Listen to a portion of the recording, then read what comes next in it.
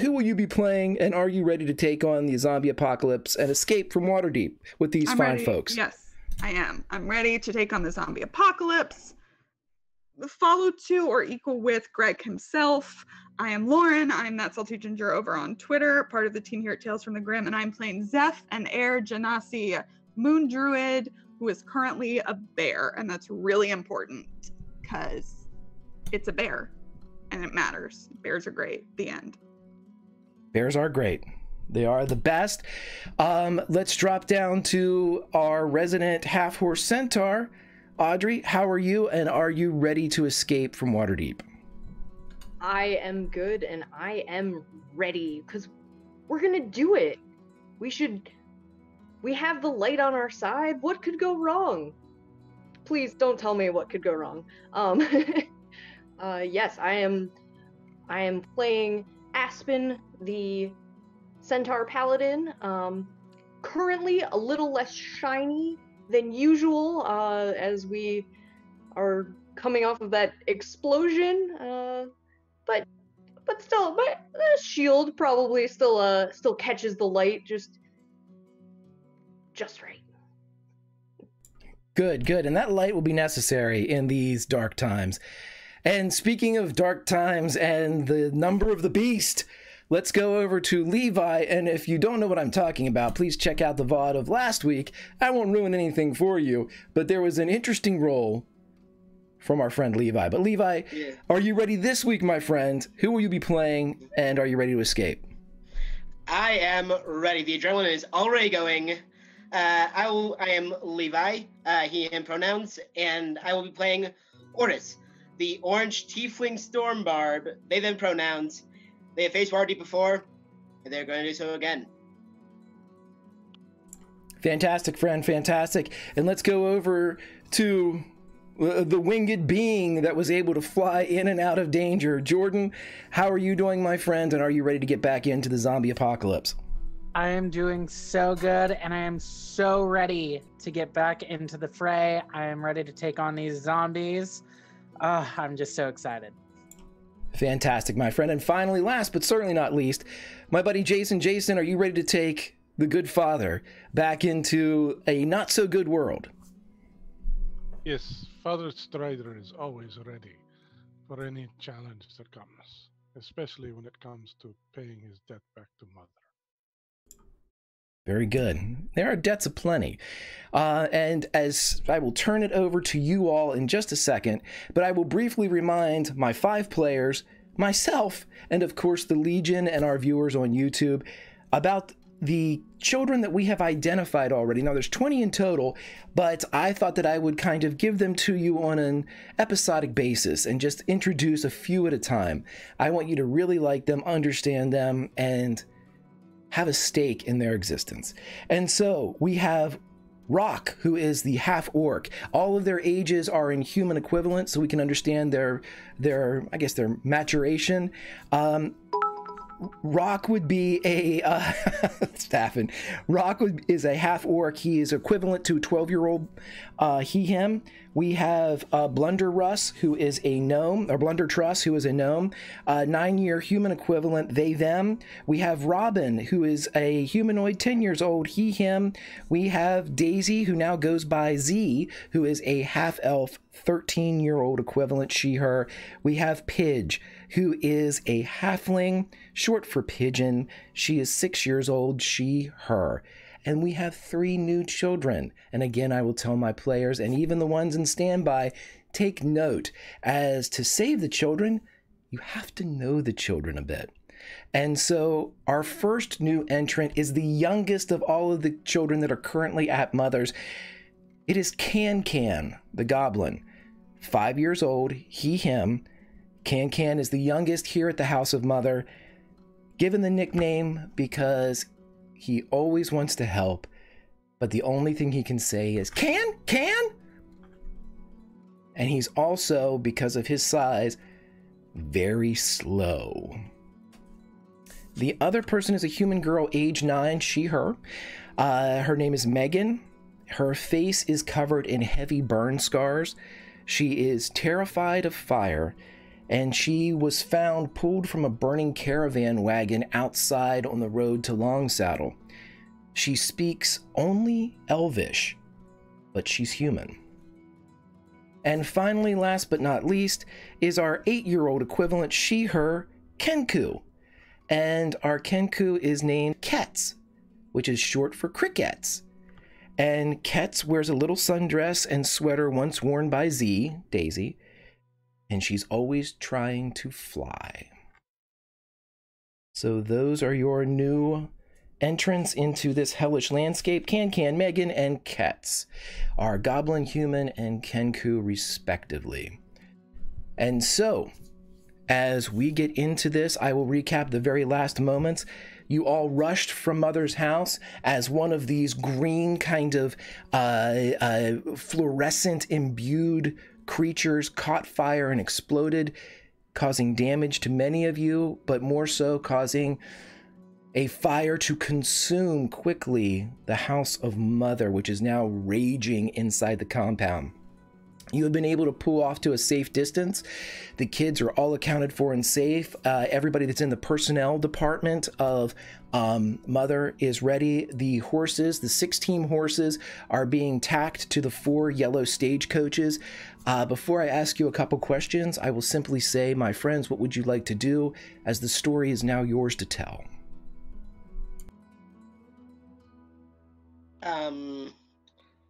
Or has a couple things they would like to do, but if anyone else has a thing. Yeah. After dropping Rock and Pidge from her back and getting them loaded in, Zeph will come out of her bear form and go look for Robin. Is he still with Veneris, or is he loaded up? All the kids have not been loaded onto the stagecoaches yet. Okay, well, I make sure Pidge and Rock get settled, but then I'm going to go up to Veneris and Robin.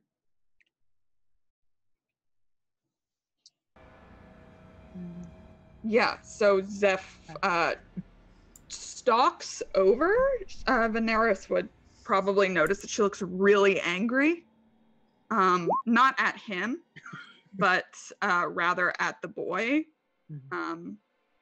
She gets over there, leans down, and takes his face in her hands. Where did you go?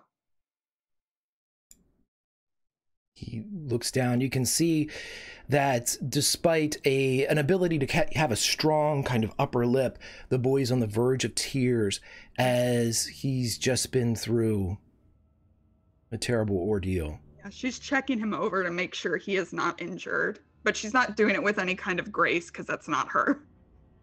Roll me investigation. There you go, Greg. That's a 2. Looks good. Some relief comes over her because she assumes that he's fine, and she looks up at Veneris. You got him. Veneris is gonna sort of get a little bit lower so that he's on a level with Robin, and he's just going to smile at him and rub his head a little bit and just say, "We were just playing a little game of hide and seek. We hid very well. I have him. He is okay." Good. Robin, don't go off by yourself again. He looks down, and he's in a state of shock right now. He's not really saying anything, but you can pretty much bet that he has no plans to go anywhere without at least 20 people, maybe for the rest of his life. Great. Good. Zeph puts her hand on Veneris's cheek. Thank you. You are welcome, sister. Veneris is gonna pick up Robin and take him over to the caravans to help get him and the other kids loaded up, and just... Zeph actually goes to take him and sees that you're taking him and just kind of backs off and joins you. You were very brave, Robin. Very brave. He has a bit of that kind of 1,000-yard stare, as it's like he's looking right beside your eyes, as he may still be in the cellar a bit. I think once Ortis kind of brush themselves off from the any rubble that's on them, they will see Z to the carriage, and I'm pretty sure it's reasonable that this can be the same carriage that Zeph brought Rock and Pidge to.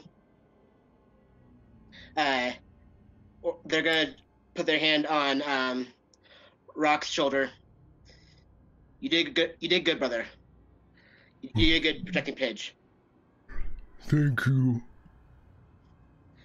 I think on the trip to Neverwinter, a lot of you are gonna have to grow up kind of fast. I'm sorry. I'm sorry too. But I trust that you've got her. You did good. And Ortis, you can remember that whenever you were making your stand on the 3rd floor, and as the bear rushed past, and both Pidge and Rock looked back, when they both looked at you, they saw what you did and they remembered that. If this was a Telltale game, Rock they will remember remembers. this. Yeah. Just claps him on the shoulder a bit. Pats Pigeon on the shoulder, and then goes to speak with Veneris while he's on his way to the drop off Robin. Okay. So, okay, go ahead. I was just going to say, Audrey, Father Strider, is there anything that anybody is doing? Unfortunately, at this point, the house itself is consumed by fire. Yep. So if there's anything else that needs to be taken care of, or you need a conference, or you have a brief moment, there is the proverbial calm in the storm. The sounds of chaos are still just outside the stone walls of Mother's estate. The town of Waterdeep and the city of Waterdeep is falling. But for a moment, that peace and tranquility that allowed so many children to grow into adults inside the walls has one last respite to gift its children. And so you all have this moment. There's something that needs to be done. I suggest doing it. So given there's been this giant fiery explosion, how is Megan doing? She is literally, if you look at the 20 children, they're all kind of standing and looking around into the skies as Griffin riders are flying over, and there's the sounds of explosions and flashes in the now nighttime sky. She is in the very middle of all of them, crouched down with her arms wrapped around her knees, and you just see her rocking back and forth, just in kind of a forest of legs. So Father Strider is going to walk over to her, just making his way through the crowd of children, and drop down to a knee. Do not fear the flames of life, child. There are many things that will give us scars as we grow and we age. It does not lessen the beauty that is here. And he touches her heart. You will always be beautiful in Mother's eyes. Roll me a persuasion check, and when your fingers touch like the upper part of her, you can actually feel her heart pounding beneath her ribs. You can feel the...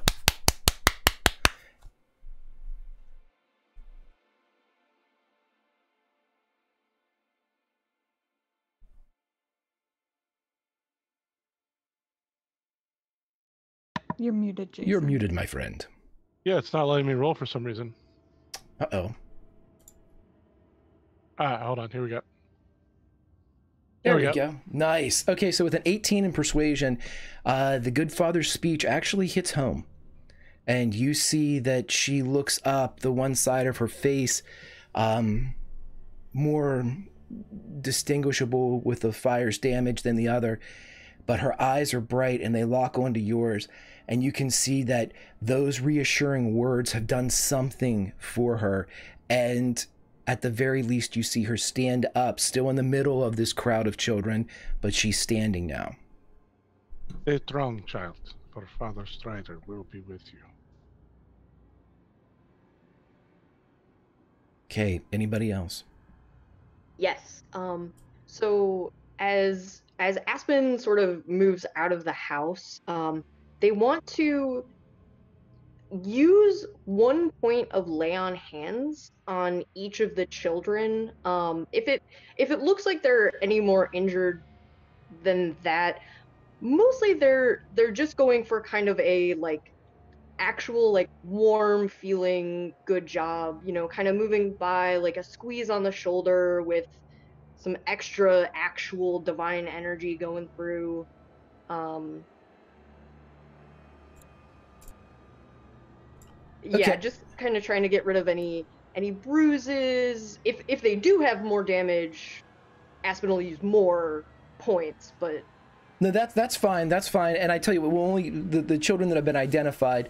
Go ahead and roll me a persuasion check at advantage, as you are kind of doing on a mass scale what Father Strider did with Megan.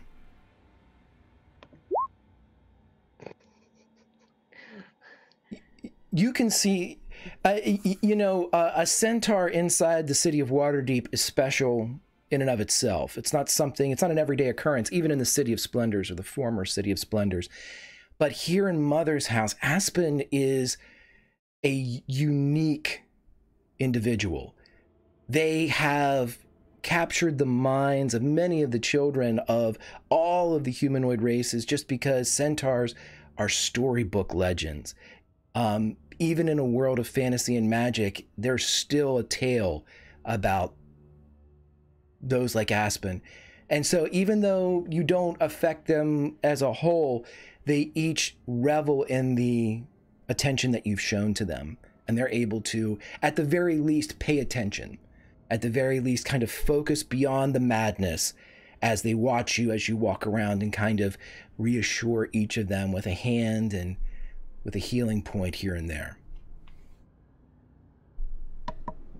If we're all gathering, Zeph will say, what do we know about these things? If we're going to be moving. They don't seem to have any problem attacking animals. They just attack, it seems, whatever is in front of them. Do we know anything else? It don't seem to have any problem attacking me. That's very unusual. specific, Veneris. It's broader knowledge. Are they blind? Do they go towards sound too? Did anyone have any luck? Oh, yes. Okay, when I was trapped in the cellar, I tried making an illusion of sound. Yes. They do not react to sound, apparently. I made very firm boots, stomping, and not one of them turned. So sight, maybe? Sight is maybe how sight. Okay. Anything else?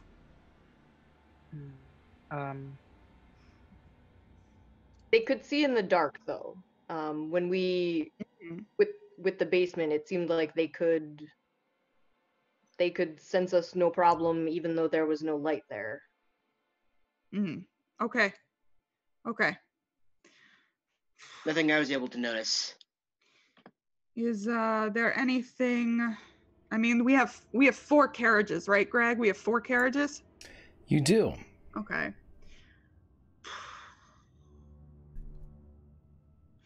Is there anything to be gained in sticking to less than that, and maybe buffering on each side? Or is that likely to, I mean, like one in front, one in back, that are pretty much empty? Here's how I will explain it briefly for mechanics purposes. You have 20 kids plus the personnel, the other NPCs, that need to travel out. Each of these stages will be loaded with all of these. Should you lose one, you would then have to disperse that weight among the remaining coaches. Also, there are 6 horse teams on each of these stagecoaches, meaning that if they lose 2 of them, they're going to go that much slower. I have stats all prepared in case something like that were to happen, but cutting down really doesn't affect your speed, as it'll just slow down the remaining horses. Got it. Last question is, I think a ton of us are urchins, so we all have this thing called city secrets. Yeah, that's what I was thinking. Yeah. So, you know, the secret patterns and flow to cities and can find passages through the urban sprawl that others would miss. When you are not in combat, you and companions you lead can travel between any 2 locations in the city twice as fast as your speed would normally allow. So my question is, do we know a good route to go that would still fit these carriages? Or are we looking at... Okay, great. Yeah, absolutely. There are thoroughfares through the City of Splendors that can easily house... Mother didn't get stages that were so big that they couldn't move throughout the city. So you have access to just about everybody, like the single path alleyways that are through the City of Splendor. So you should be able to negotiate pretty much where you would like to go. And that is a great segue, Lauren, as now I will ask you this, and I will give you the limitations that you have on each. You have 4 stagecoaches. I need 1 of you on each stagecoach. I also need 2 of the children on each stagecoach. So stage 1, 2, 3, and 4. I need to know who's going to be on there, at least 1 of you, and which children, 2 of them. Okay. So we each need to be on 1, and then shall we divide the children? Yeah. I will take Robin and Blunder Truss. Okay. All right.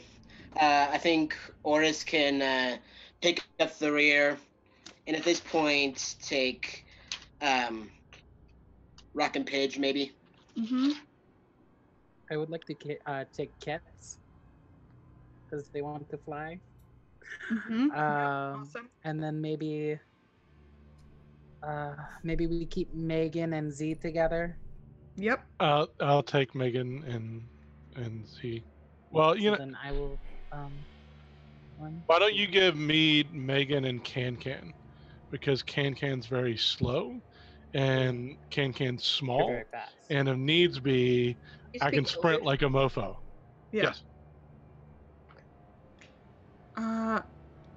One of the carriages will have 2 of us, correct? Yes. Okay. I would suggest it should be the one in the lead.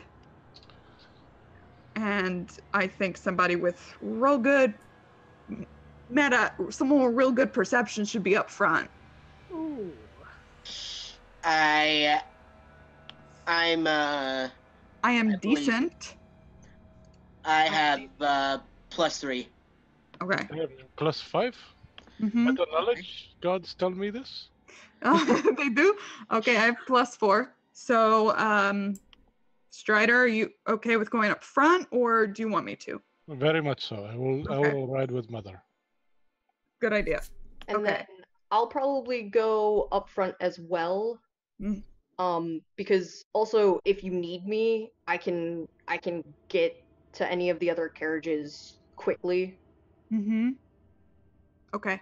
Okay, so stage 1 has Strider and Aspen, and then we also have his kids, Megan and Can. Is that how it broke down? Yep. Okay. Then I will be in 2. Okay. With Robin and Blunder Truss. Okay. And who's in 3? I can be in 3 with Cats, and then should I take Z? Or is she already in one of them? Nope, take Z. Yeah. Okay. Take Z. Which leaves the 4th stage for Ortis, and who's in there? Rock and Pigeon. Okay. Okay, so they're in the final stages of getting these horses and stages put together as you all are kind of formulating where to go, and all the kids are loading into the stagecoaches. The doors, the big, large, wooden, iron-bound doors that will open for the last time to give you an exit into the City of Splendors. So far, you've been gifted with nothing but sounds from the ground and these flashes and explosions that have reached you over the walls. You haven't seen what the streets look like yet, but as you are all sitting there, there's still several preparations that the kids are being loaded in. I want you all to roll me a perception check. Cool. Hey, dirty 20. Hey! Hey! Hey, this is great. This is better. We're so perceptive. Except for the person in the lead. It always works out very. Hey, Veneris! This is the most perceptive group ever at this particular moment. We're on edge. Okay, so we're going to give this to Veneris, but also just beats later, everybody else sees this as Zeph, Aspen, Levi, and then finally Father Strider maybe getting ready things at the lead stage. Veneris, as you look back to the burning bonfire that has become Mother's estate, you see a figure inside. You see this shadowy outline, and for a brief moment, you think, oh my God, we missed one of them. Because this figure in height is the same size as Z or one of the children. And it only takes a moment for you, though, to realize that this figure is not in pain or screaming. It is striding with purpose through the burning hallway towards the front door. It is covered in what looks like a caked ash, as you see the skin is cracked and gray. No hair adorns the head. Again, this cracked, craggy, almost crater-like surface. But as this small child is walking out, you and you alone see the green eyes that light up, and you remember that creature in the basement that pulsed with that green energy, and you see that same pulse go through the eyes over and over again. And you can even see through the heat of the flames a heat that is being produced by this ash-caked body, as even the wood, as it's walking by, that is already caught, warps and blisters as this creature strides out of Mother's estate. I need you all to roll me some initiative. Holy shit. Noise. God. Cross fingers. Yes. Oh my God. Here we go. Well, shit. Wait a minute, I can... Hold on. Gotta make sure how danger sense works. Wait a minute. My stage is technically furthest away, correct? You're all rolling initiative. Let's see. We got a natural 20, which is Veneris. And then who's next up in my initiative order? Zeph. Zeph. Alrighty. Next up on my initiative order is Aspen, then Father Strider. Levi. Then it. Sinwa. Alrighty. Veneris, you see, everyone sees this. You're the one that locks eyes first. You have the first reaction. What are we going to do? All right. Since I can kind of tell that they all see this enemy, I am going to stand up, pull out my bow, and I take 2 shots at it.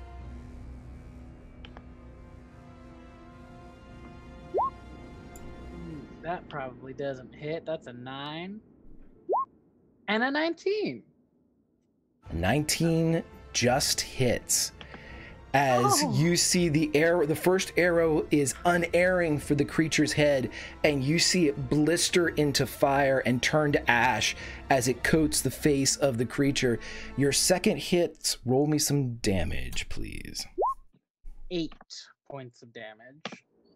Even from this distance, because you observed first, and because Veneris has the eye and just never dropped it, when your arrow hits, you don't believe it does nearly as much damage as it should. It seems to kind of break apart as it hits. It doesn't chip, it doesn't do anything, it doesn't strike this body with the force or the velocity it should. Anything else? I just call out, this is not good. We need to get out of here. And that's my turn. Okay, then it's my turn. How far away is this thing? As of right now, it's about 30 feet. Okay, I can try and hit it. We'll see how this goes. Okay. So again, the from Zeph's wrist, her normally very sky blue veins go green as she lashes out with a thorn whip. Nope. As the thorn whip coalesces and forms and you lash it out, again, much like Veneris' attack, it goes unerringly, but when it gets within a certain periphery of this creature, you just see it burst into flame. It curls and blackens and drops away. And now that the creature is free of the house, you can see that shimmering in the air around it of intense heat. Okay, yep, I agree with Daenerys. Time to go. That's all I can do. That leaves us to Aspen. So I am going to move 20 feet towards it so that I am 10 feet away. And I am going to channel Divinity Nature's Wrath. So as an action, I cause spectral vines, not real vines, to spring up and reach for a creature within 10 feet that I can see. Creature must succeed on a strength or dex saving throw DC 12 or be restrained. Alrighty, let's go Dex.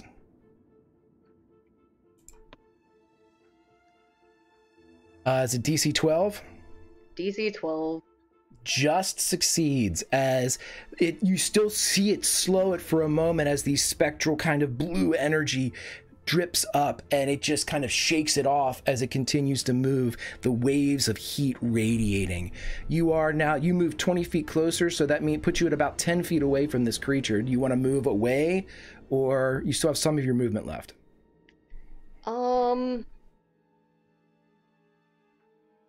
No, I'm just gonna stay where I'm at in between that thing and the caravans. Take 10 honor because you did not elect to retreat to a safer distance and decided to remain danger close. So takes you up to 20 total. As we go to Strider. Strider, you see the situation not looking great. Yes, about how far away is this entity? 30 feet. Okay.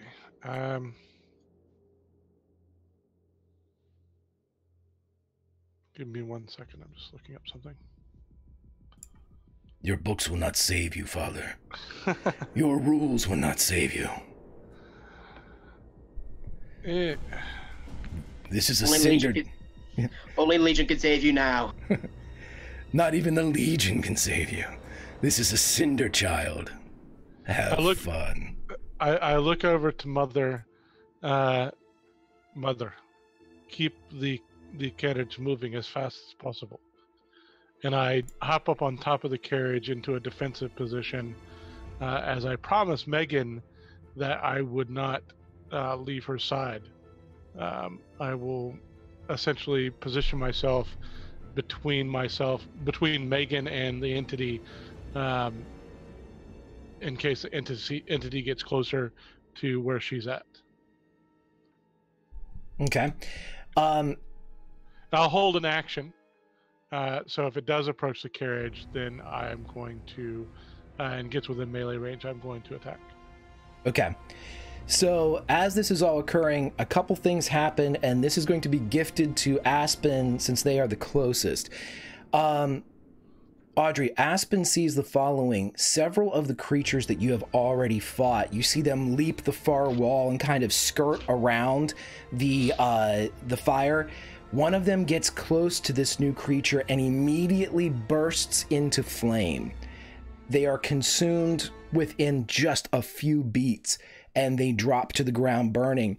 The other one that runs up seems to not be affected. And I'd like you to roll me a perception check, please.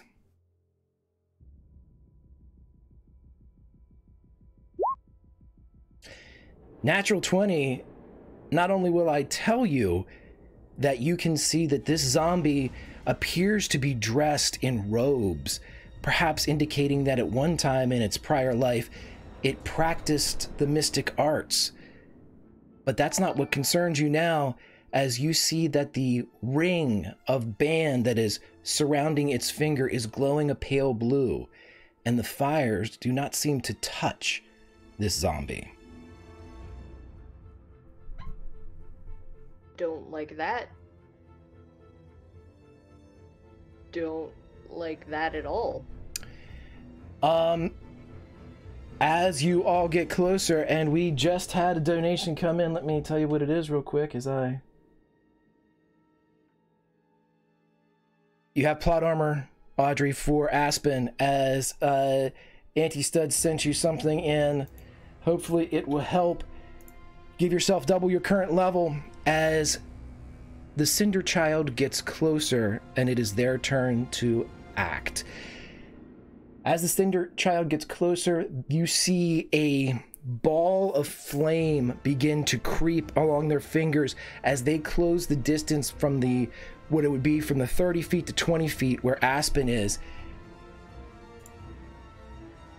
And does a 12 attack you or hit you? It does not. So as the creature fires that, it immediately balls up in its left hand, and this time it blows another wave of this ash and fire towards you. Does a 22 hit? That one does. I have an 18 AC. Okay. You will take 10 fire damage as you feel against the side of you this blast of fire that ripples with this heat. It's not so much flame as it's just superheated air, and as it hits, it blisters and bubbles skin. That is the end of its turn, and as it is within 10 feet, I need you to make a Constitution saving throw for me, please.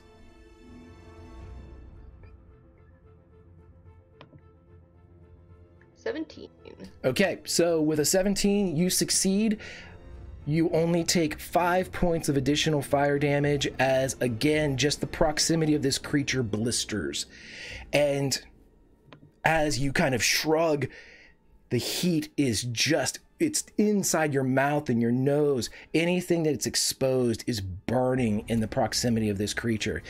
The second zombie rushes past you, the one that seems to be unaffected by the current fire, and it is going to charge in at...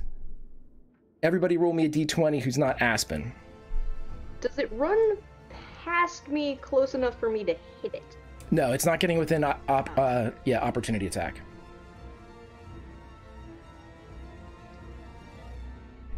Okay, so this one is going to, for whatever reason, it sees Father Strider standing on top of the stagecoach.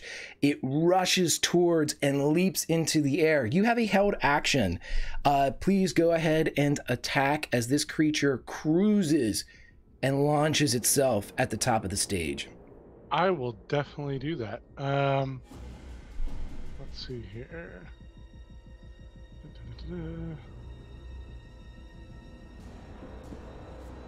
Can I? Okay, so I'm gonna do mine because I just hold my action. I don't get a bonus action, correct? Correct. You just have the action you held. Okay, so then I will do a normal attack.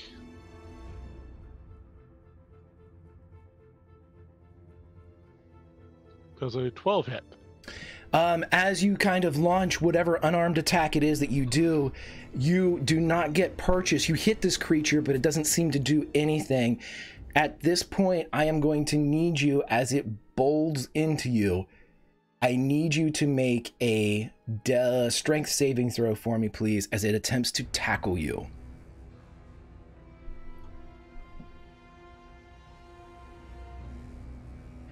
You are able to redirect it as just the last second you spin some of your unarmed strike momentum carrying over into a defensive, and as you spin your arm down to take and move its momentum, it slides off the blind side of the stagecoach, lands and spins back up. You are currently in melee with this creature, even though it's kind of the level below you. You have the high ground, Obi-Wan, but this creature is right on you. Levi, what would you like to do, my friend?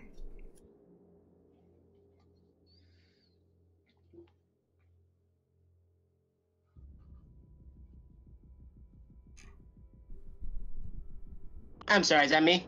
Yes, you're up, All right. buddy. Yeah, I think Portis gets off the carriage, starts sprinting to Aspen's side, taking out the great axe, and does a hit. That's a 14. Misses. As Great. you hit the side of this creature, not even a chip of this baked ash comes off, and you immediately feel your blade and its shaft begin to heat up, as anything that could conduct heat is doing so.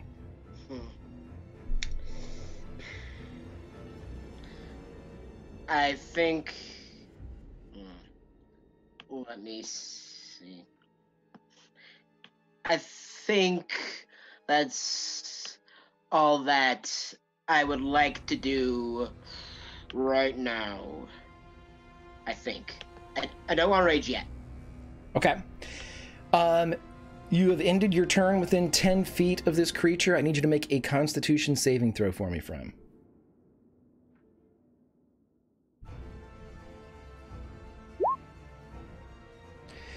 You are able to battle through the heat. Perhaps it is your own abilities that you have as a Storm Herald, but as you feel it kind of, the heat intensify, you would take 5 points of fire damage. Alrighty. Rounding up or down? We'll round down, so 2. Sweet. Okay, so we're back at the top of the order. Veneris, you see everything happening here. What would you like to do? Zeph, you're on deck as we've got people locked in, multiple areas of combat here. The stages are loaded at the top of the second round. Okay, are there any other people, any other faculty on my caravan so that I can continue attacking and they take the reins of the horses, or do I need to actively push my caravan forward? No, you can, somebody can drive, you can drive. The stages are loaded and ready to move independent of whether or not you take the reins. But Okay. I need you each on one of them because reasons. Oh, great.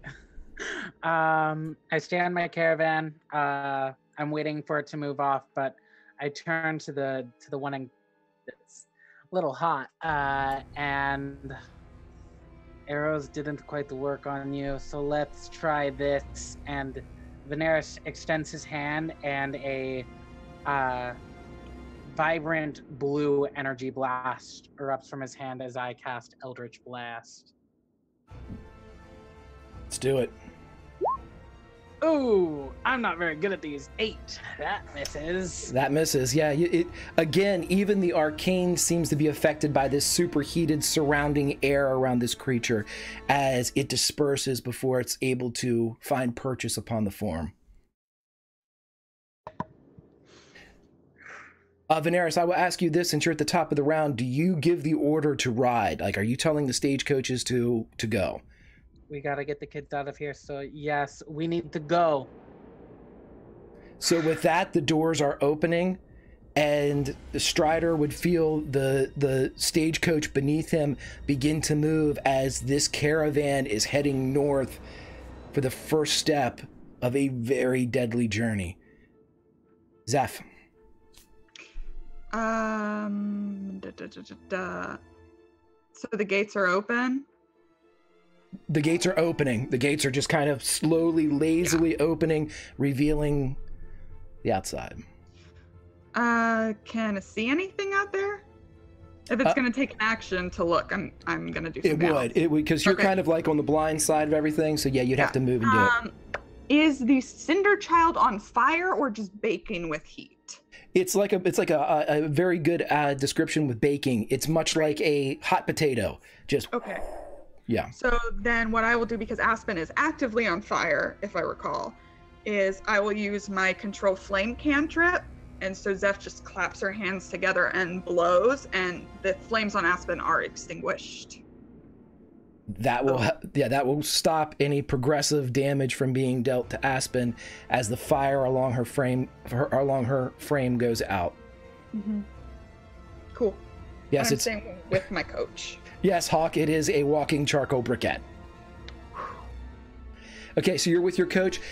We will say at the end of your round, Lauren, Zeph would feel the coach begin to move behind. If you can jump on at any time, imagine an old-timey kind of a long stagecoach with sideboards and all that stuff. So you have the ability to jump on. You know, the train has not left the station, but yeah, she's with it because, you know, she's got the kids in there, so she's staying with it.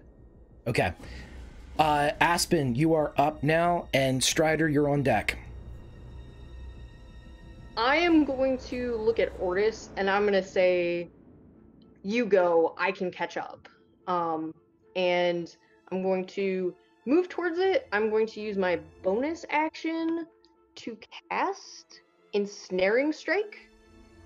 And then I'm going to attack the child thing. I will also say before you roll, you can always get advantage if you'd like. You have some honor built up. Yes. 5 before, 10 after. I'll use the 5. 20.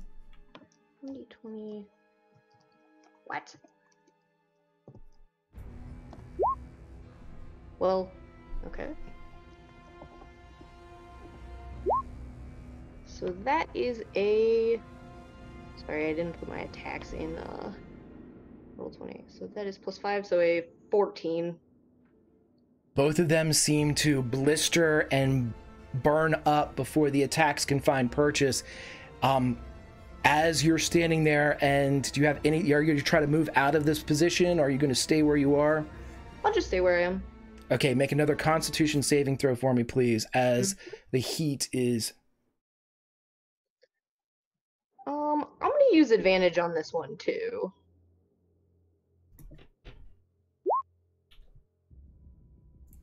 Not that it helped. Even with advantage, you still feel this. Now it's starting to burn. You can feel your skin blistering. Take 10 points of fire damage as this creature is now drawing and baking you as it itself appears baked. Strider, unless Aspen has anything to do, you're up. All right. So I look down to this, what appears to be former cleric at some point. Do not fear, Father. I will send you to the Maker that you long deserve to be sent to. And with that, I pull out my quarterstaff and attack him with my quarterstaff. Here's the devil's bargain. What? Who? What? Huh? What happened? Here's the devil's bargain.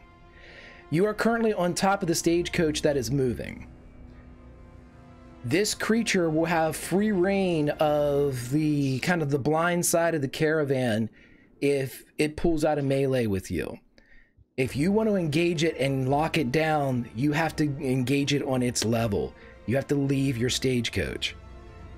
That would ensure that at least Stagecoach 1 would make it out of the estate.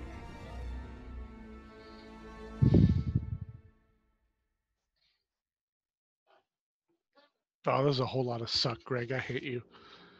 Because Mother and the girl that I promised I wouldn't leave is on that coach.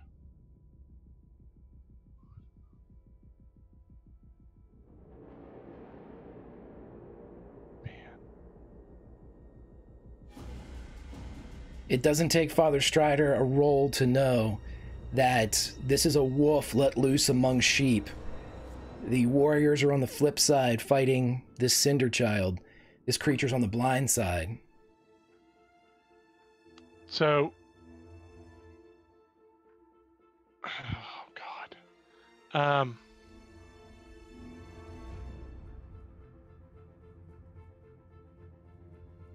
And there'd be no way I could engage him and get back to the carriage. I mean, conceivably, yes, but you'd have to stay at least around with it to keep it from doing anything. But it's directly below me. So how much of my movement am I going to eat to get to it? This is important. 5 feet. Okay. All right. Yeah, I'm going to hop down to it, and I'm going to crack its skull. Yeah. It's an abomination, so this is what I need to do. So yeah, quarterstaff. Attack. Oh my God. Inspiration. Okay, roll your d20, or yeah, d20 would be nice. It's a d12 though, everybody.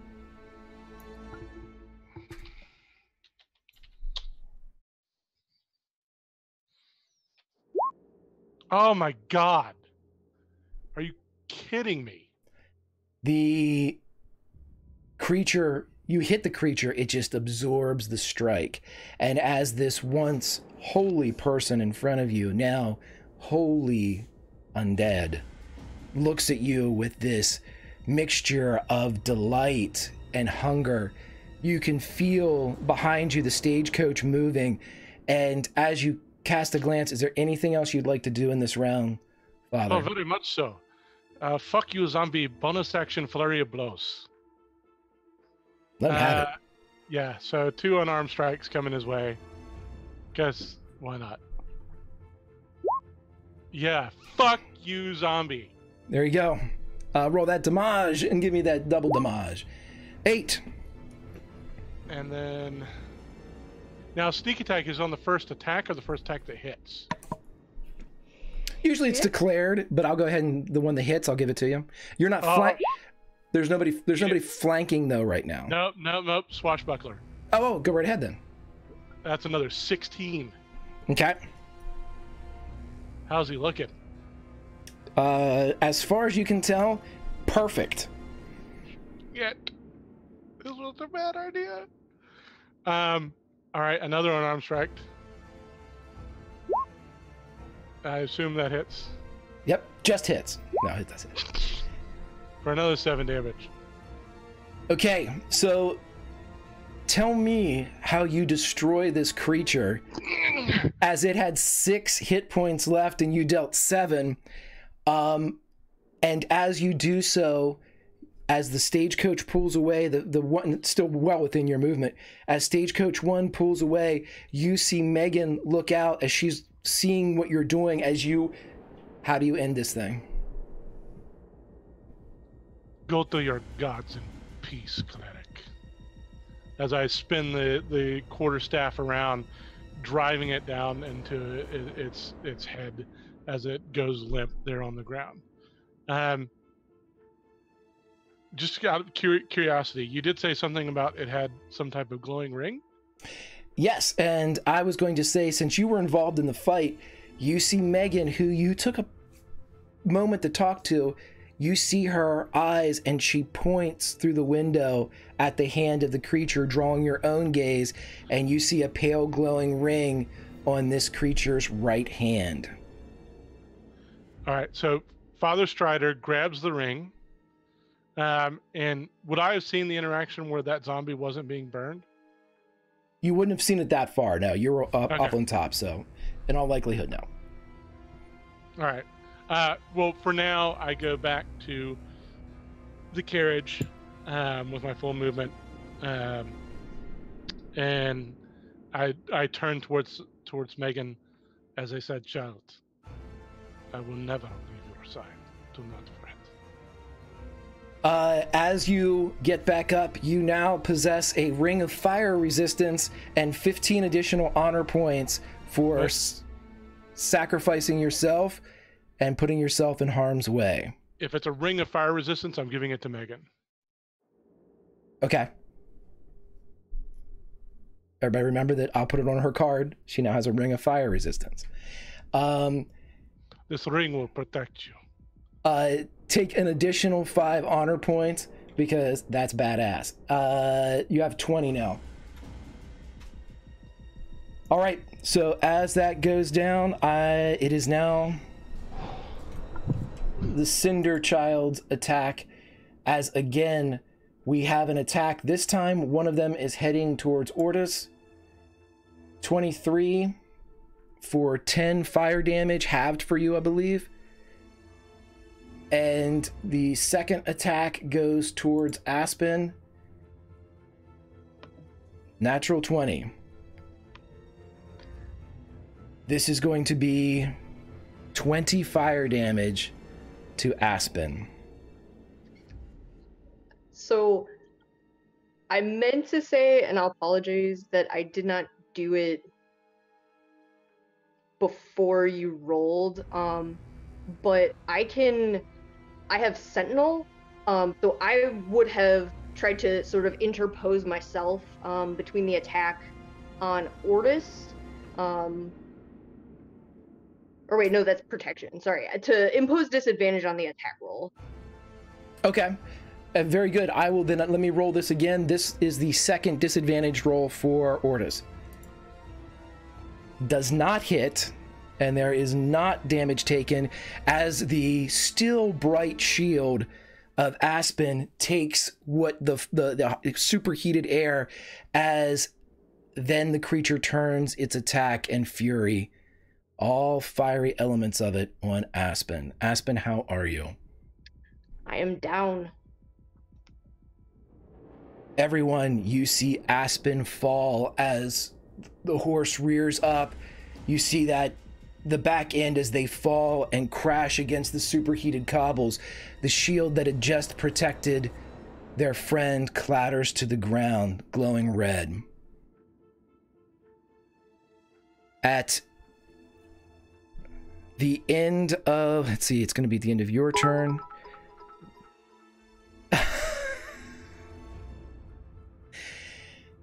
We're going to deal with this in just 1 second. You all see as Aspen falls. Levi, this creature's in front of you. Your friend just saved you from getting injured.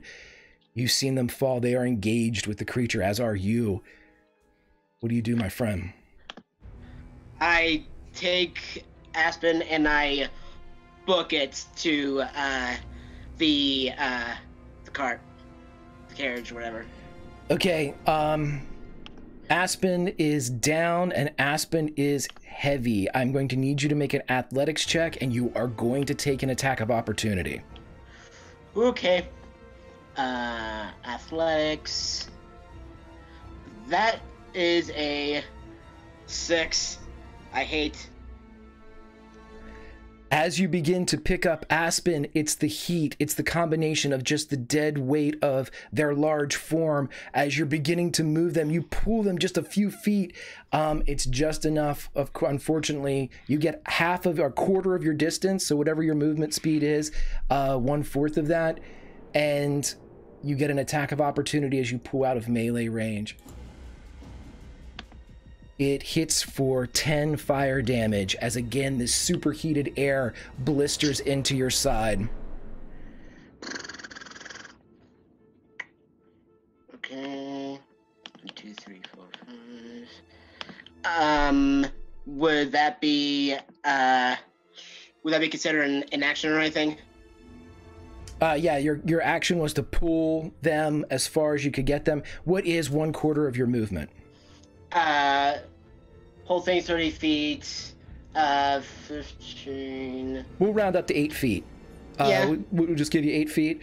So yeah, you're able to pull away, but still not out of the range of this creature's blistering wave. Do you have anything else you would like to do? Can I still use two-weapon fighting even if it's just the bonus action? You can use. You have bonus. Yeah, you have bonus. Right, like so I can still say take a hand axe in my offhand and then take another swing at the Cinder Child. Yeah, I'll let you do it. All right. In that case, that is a 17. Does not hit. Okay. As you threw that, right? The hand axe was thrown from your 8 feet away? Sure it can be. Okay.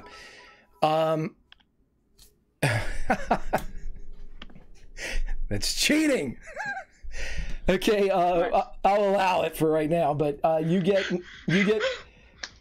movement, Levi, from somewhere, and so you get an extra 10 feet of movement for the rest of this turn. However, you are still within the confines of the Cinder Child's aura. I need you to make a Constitution saving throw. This is an automatic failure for our downed centaur, giving 2 death saving throws. 23.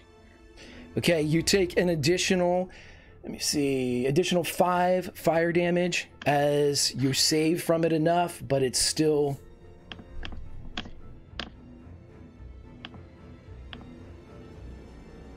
Veneris, you are up. I forget, is 10 a failure on death saving throws? Yeah, we're using Meatgrinder too, so 15 and under is a fail. Oh yeah, right. Okay. I have a question. Is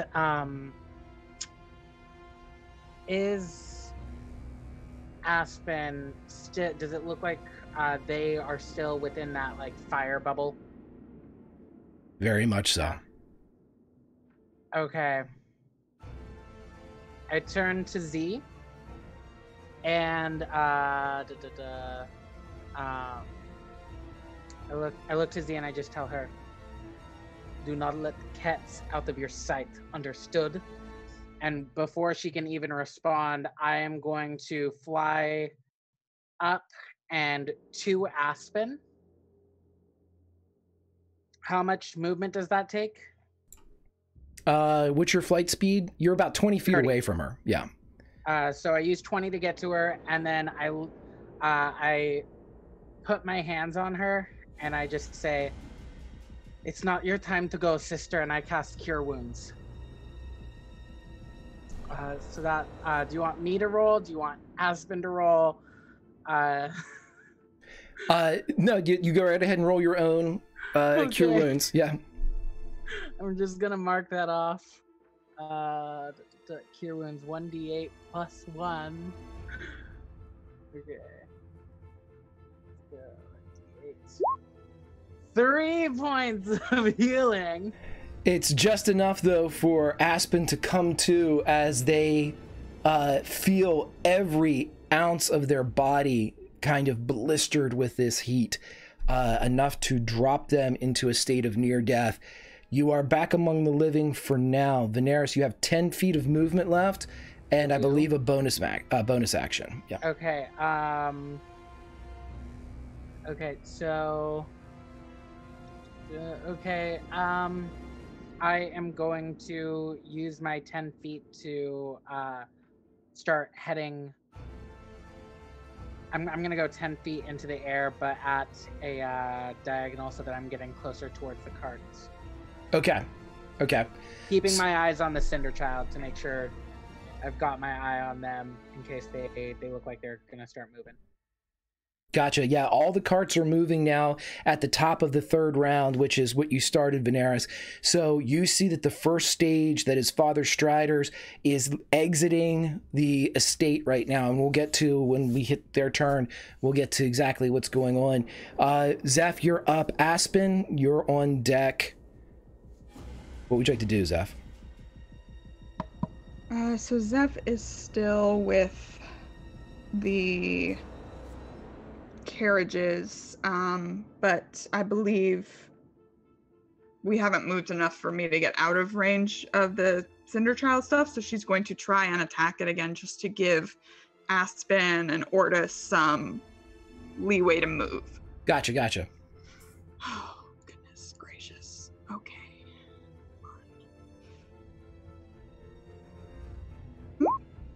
Oh, God. I will let you know you have inspiration if you feel like you should need it now. I mean, how does this thing look? It may not... Again, this is a creature you've never seen before. It seems to be made like a charcoal briquette. Thank you, Hawk. You can't tell its health from that state. Yeah. No, I'm not going to use it yet. Again, the Thorn Whip blisters and blackens and curls before it makes purchase. Aspen, you are within, at this point, you've been healed, but you can still feel the heat from this creature. Would it be... Is there any way that I can just kind of try to scoop Ortis, like, onto my back as part of my movement without using an action? Just real, not actually, like, getting on there, just kind of... It's going to be an action to pick him up. So, but you would still have your bonus and, you know, your full movement. And the carriages don't seem to be affected by this, like, fiery aura thing, right? They seem to be, I mean, being a little meta here, they seem to be removed from it. They are 30 plus feet away at this point. Okay. You all engaged them before they could do anything to the carts, so that was nice. Okay, yeah. I'm just gonna kind of grab Ortis and move so that we're still between the Cinder Child and the carts, but I'm gonna try to move until I don't feel that heat anymore. Okay. This will produce an attack of opportunity. From 8 feet away?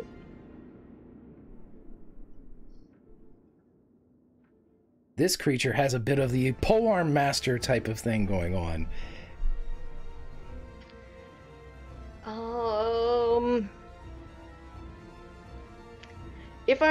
Do I realize this before I start moving? Yes, I will allow you to. Yeah, you don't have to. That's why I'm telling you now. There is an attack of opportunity involved.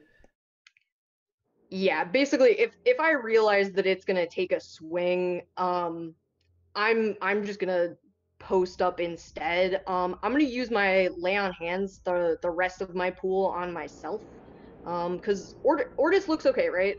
Like, you're not, like, actively dying? I'm still, alright. 32 out of 41, so, yeah. Oh, yeah, okay. Yeah, I'm fine. Yeah, I'm gonna use my full remaining pool, on myself, then, as my action. Okay. And I guess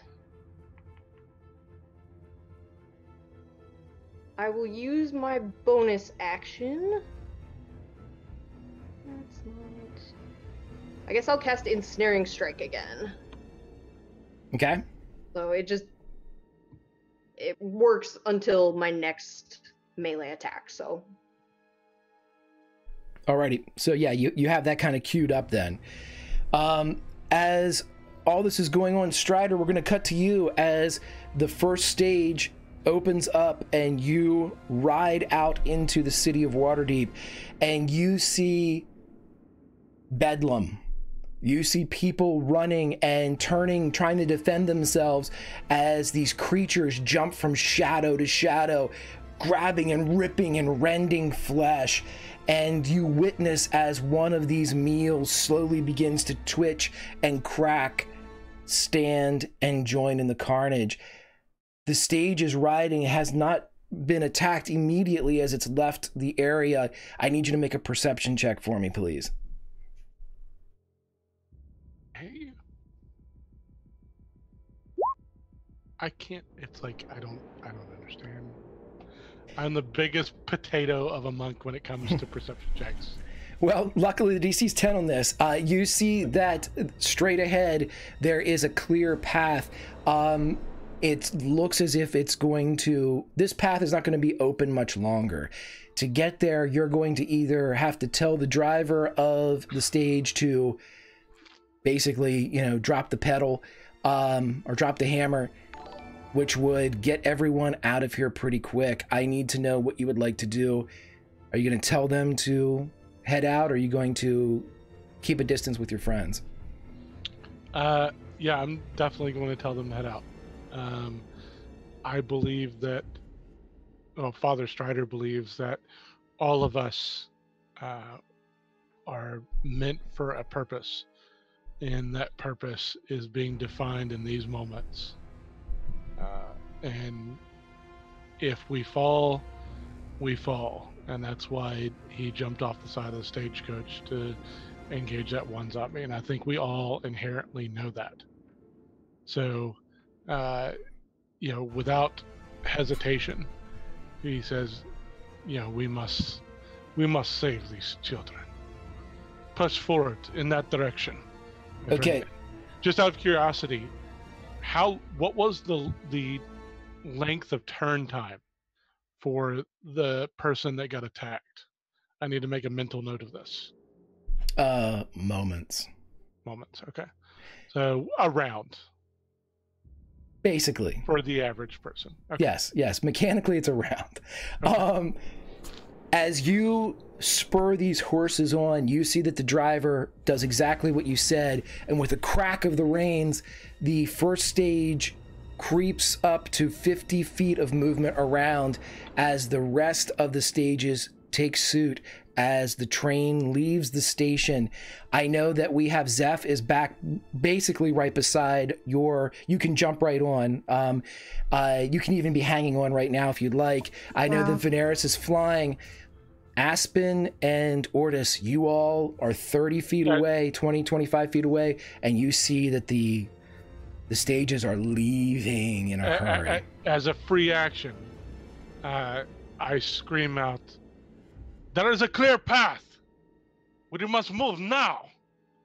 Yeah, or just gonna double up on that and just go! And with that, Strider, do you have anything else? It is the Cinder Child's turn, as again a blast goes at Aspen for another 10 damage, and a blast goes at Ortis for another 10 damage as these balls of superheated air fire, and the creature strides. This little child looking creature just walks up among you as you again feel the return of that heat as it pulls itself back into melee. Levi, it's your turn. So, like the Cinder Child's growing closer? It's back in melee with you all. Yeah. Alrighty. Okay. How's Aspen doing on hit points right now? I will allow a number. Yeah. 16. Okay. Aspen refusing to leave has made Ortis pretty mad, and they are going to rage. And then I will spend 5 honor to attack at advantage. Gotcha. 24. That is a hit, my friend. Alrighty, and then 13. Okay, nice. As this hits, you feel as if it should do more, but you strike a solid blow, the hardest one that's been dealt to this thing so far, as you are now squared up and fronted. With honor being recently played in this, I will give you a devil's bargain, the same kind that I gave to Father Strider. If you would like, I will allow you to get between this creature and Aspen. Oh, of course. Okay. That would mean that Aspen would be free to run and not experience a opportunity attack. Please. Okay. As you interpose yourself between the two. Can I talk while they're doing this? While Ortis is trying to get in there.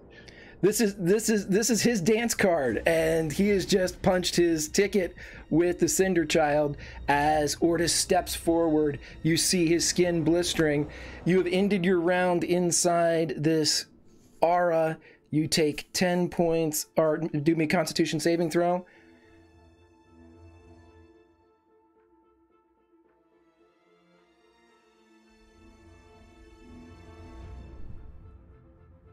And that's enough. So you take 5 points of fire damage, rounded down to 2. So we now go back up to the top of the round. Veneris, you are flying 10 feet above this. You see your friends engaged with this fell foe, and there are unguarded stagecoaches rumbling through the city of Splendors. What will you do? Oh my god. So there's Aspen and Ortis are both next to the Cinder Child. Father Strider is not on his coach. He's just standing next to them as they drive past. And No, stage one is has Father Strider is on stage 1. Zeph is good. Effectively on stage 2. Stage 3 and 4 are undefended. I turn to Aspen and Ortis and I say, "You better catch up." And I just glare at them, because if they don't, Veneris is going to be so mad, and he is going to use his movement to try and catch up with the coach. Do I make it to could be the last one, could be number 3 where I was at, whichever one I can get to in my movement. You can make it to 3 as you see both Ketz and Z looking out the windows as you come and perch on top of the stage, and as you turn around, you are the last to glimpse as stage 3 leaves the compound. You see the burning building of Mothers, and in front of that, the Cinder Child and your friends squared off to face it. The train is gone. Okay, real quick, as I'm flying, I'm gonna try and send one last Eldritch Blast to try and help my friends with my action. Oh god. Let it fly. 21! That's a hit! Light it up! 1 point of damage. Let's see, do you have any... Jordan, you do have an inspiration. I allow you to use these for damage as well. Oh, so I could do a D12 of damage, potentially? Yes, you may. You know what? I will use it, because I want this burning little child to go away, please. 5 total. 5 points of force damage. As you see this rip through, just your last gasp as you extend your hand and this blast goes out, it is Aspen and Ortis that see this hit, and a chunk of this charcoal breaks free to the ground. And for the first time, the eyes, the green, pulsing eyes squint, and there is a hiss like a kettle as it looks down and grabs this area that was broken by your blast. That's my turn. Mm-hmm. Zeph, you are riding, and you have cleared the compound now since you are in the second stagecoach. You do not see Aspen, you do not see Ortis, but I do need you to roll a perception check to see what you do see. Okay, is this my turn, or is this a free perception check? Free perception check. Okay. 12. Okay. You see off to your right a massive shadow, and it is moving quickly Away from us? toward you. And I just see a shadow? Lauren, at what point did you ever think that I would have something massive heading the opposite direction? I don't know. I don't assume things, Greg. I'm just trying to help you paint a picture. I and appreciate you're being specific. So I'm just helping you be specific. Okay, it's moving towards Give me- you. It's Give getting me one bigger. second, Greg. There's a whole line of people at my door that are coming in to say, fuck you. Right. Well, it's How did I get there? It's case in point. But yes, so as you turn to look, it takes you an extra beat as you missed the DC on this. But it appears that that creature that you saw before, that Colossus, known as the God Catcher here in Waterdeep, is falling. It is breaking apart as it's collapsing. Whatever arcane nature kept it together has been sundered. Don't worry, I got this. I got it. It is raining debris I love it. down in this area. That's great. What I would need from you is the following. Another devil's bargain, Lauren. I need you to either do the following. You can make a dex save to try to get out of the way. But if you do, you leave the stagecoach to its own devices. No. If you stay with the stagecoach, I need you to make an animal handling check as you attempt to negotiate and take control of the team. That's really cool. But could I do something else? Sure, what do you got in mind? Gust of wind. Like I've been saving this. I'm going to okay. I can read you everything about it because it's like I love you. Right? This is amazing. I'm an energy Nazi. I've been waiting to do this. Okay.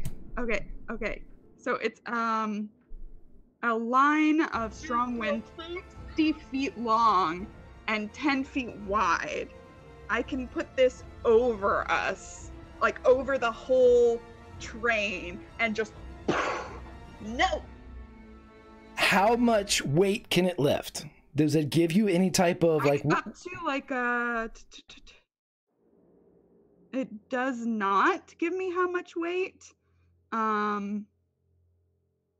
It does not give me how much weight. Okay, so here's what we're gonna do. You get an inspiration that has just come in. A little bit of Bardic Prax secrets. Here's what we'll do. Okay. When in doubt, let's roll a. What is your spellcasting modifier? 4. It's wisdom.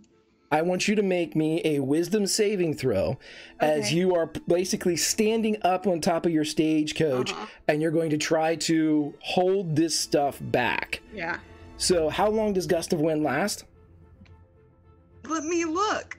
I'm panicking. Such a good idea. That is up to a minute. Up to a minute. Screw the DM. Okay. Well, no. First off, I just to kind of put this into perspective. He loves it. I've never seen the air stop a meteor, but I'm going to go with it as we're going to. Well, so Gust of Wind specifically states a creature must make a strength saving throw. All right, so to me, that most creatures, the majority of them are going to be medium to large. So any of your projectile is medium to large. We're not going to have a physics debate, as I am just going to say, roll me a wisdom saving throw. No, I'm not. I'm just saying, it's roll. I'm going to use my 5 points of honor for advantage. 14, and I have 2 inspirations now? Yes, you do. I had one and one came in, so I'll use it. I'll use one on this.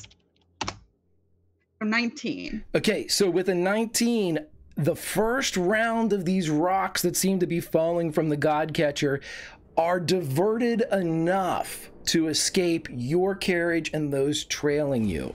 However, I will let you know this, the Godcatcher itself is falling.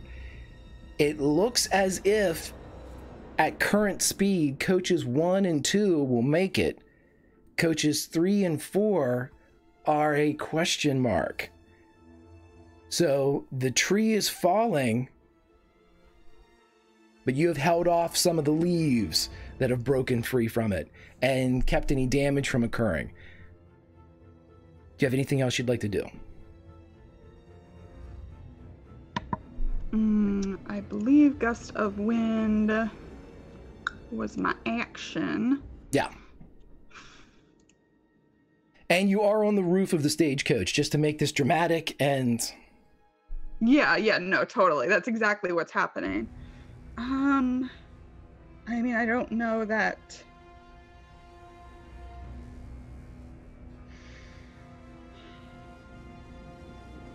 I don't know what I can do from here. I don't know what else I can do with, like, my action or anything. Do you want to ready something? Do you want to... I will...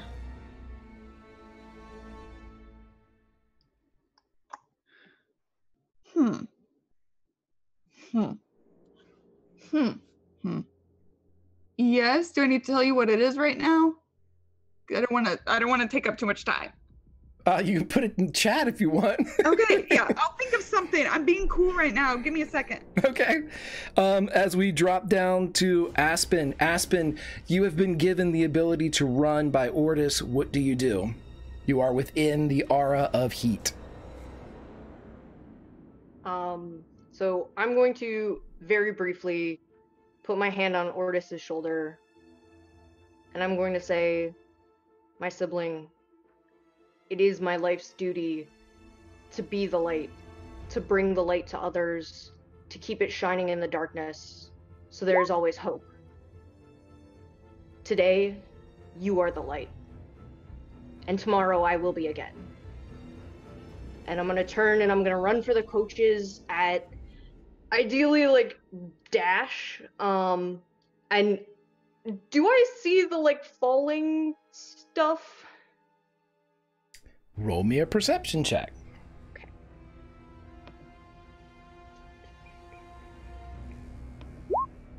Yep. Okay. And I would like to try to like run next to the coach and like physically like push these horses forwards. I will say that you can get to Stagecoach 3 is the farthest that you can get, the one that Veneris is on top of. You can actually grab them, and if you want to do me an animal handling check, this is just you grabbing and rushing beside them. I'll let you do it at advantage because you're technically leading them at this point. Okay. 18? An 18 works, and I am going to, we just had Hawk donate some money to speed up a coach. Sure, we'll put that on coach 3. How's that? Since it kind of goes hand in hand with what's going on here, as Aspen, wounded and blasted and burnt, is able to get up there, and they grab the reins of one of the horses as the driver's like, hey, and you take off as this thing begins to fall. Strider, what would you like to do? You've been given a respite, but again, no roll necessary now. As you saw what Zeph was doing, you see this creature falling. You know it's going to be close. What would you like to do to help or just hang on? So are there, like, who's not on a carriage at the moment? Ordis. How far away is he? Ordis is about 100 feet back now.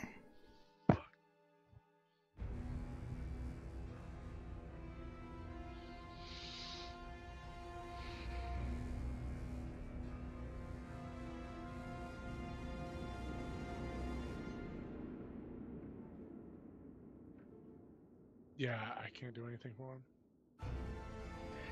Okay, I will allow you to roll perception here as you're just kind of picking the best course of action. This is not a fail or save. This is just a how well you do.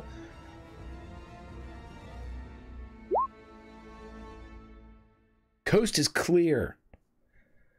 Coast is clear.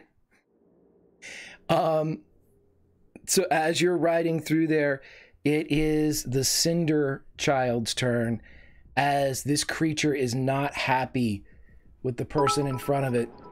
And so with 2 attacks against 15, that doesn't hit you, does it? Does a 15 hit your Ortis? Yeah, 15 hits. Okay, so that would be 10 damage reduced to 5. Yep. And a natural 20 and a natural 20. So that would be 20 reduced to 10. Okay, so total of 15 this round? Total of 15 this round, my friend, yes. Alright. And...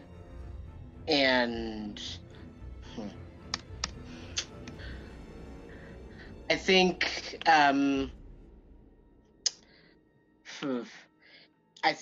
if,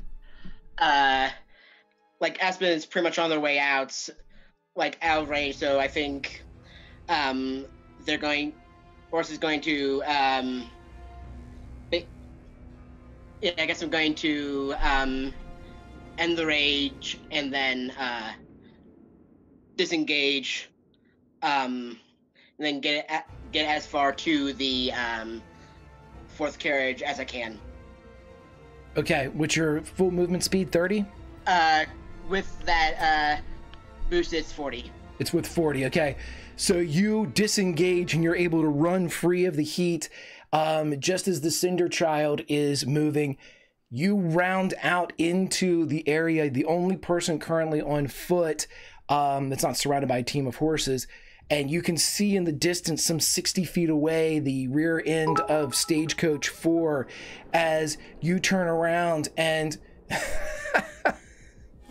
you turn around and you see them 60 feet away.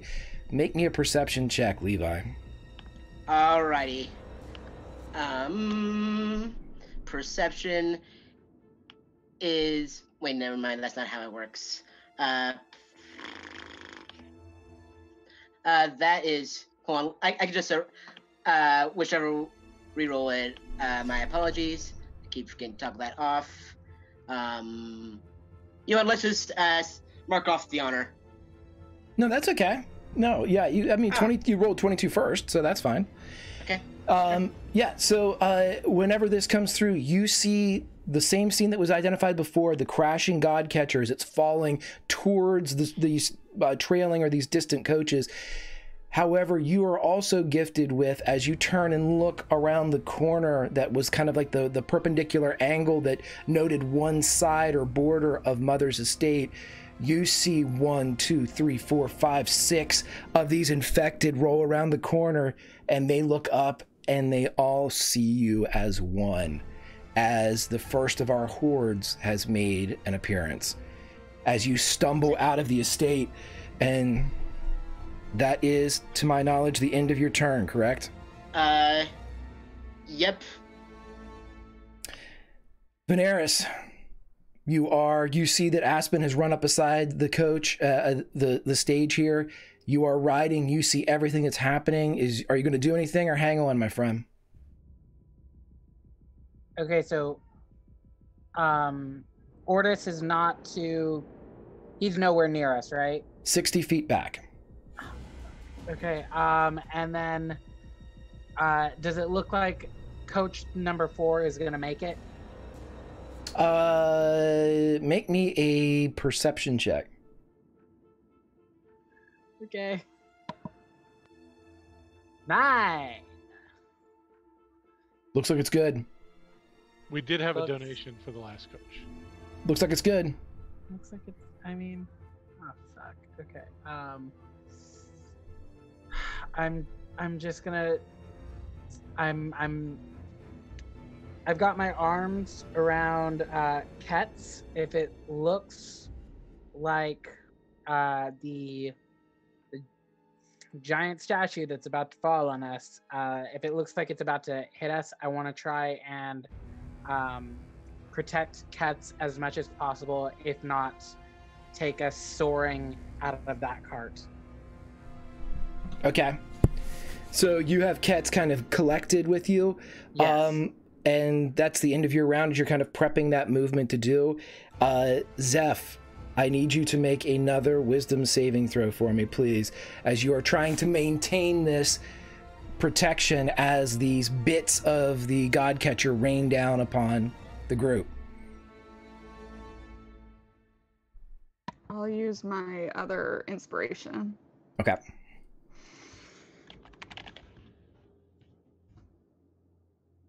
Oh, yes! 21. Okay, so again, you're able to maintain this over the entirety of the caravan. There's a different DC for however many one that you save, 20 being all of them. And as you are able to keep this up, you are able to deflect, kind of just like ping-ponging these things away as they get close. And they're just diverting these chunks of stone enough to knock them out of the way. You're leaving a hell of a mess, but Waterdeep's seen better days anyway. Anything else you'd like to do?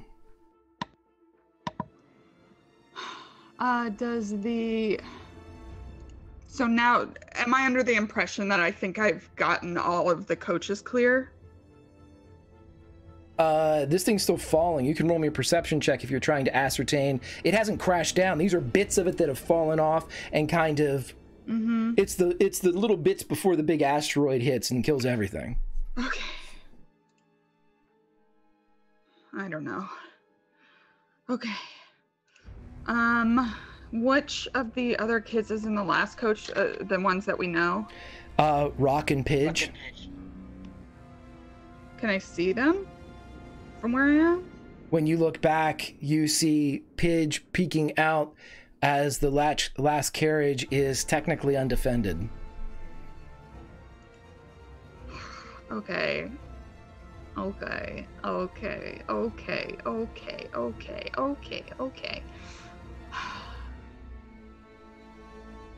So we've got Strider on the first coach. Then me. You on the second. We have Aspen leading the team of the third to give it that additional boost, and Veneris on the third as well.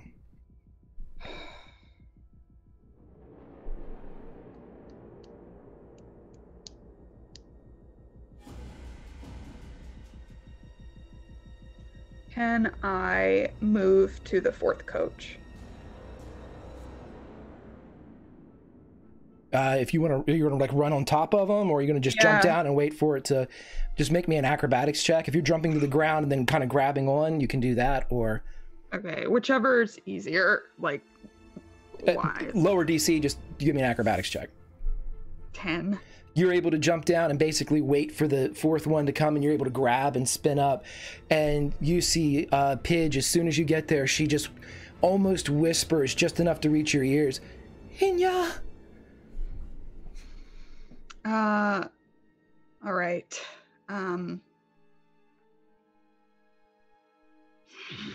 Okay, so I'm going to cast... Oh yeah, it's not concentration. I'm going to cast Longstrider on the last coach, giving it 10 more feet of movement. And I'm going to... Yes, and I'm going to have Pidge, since she's come up to me. And I'm going to tell...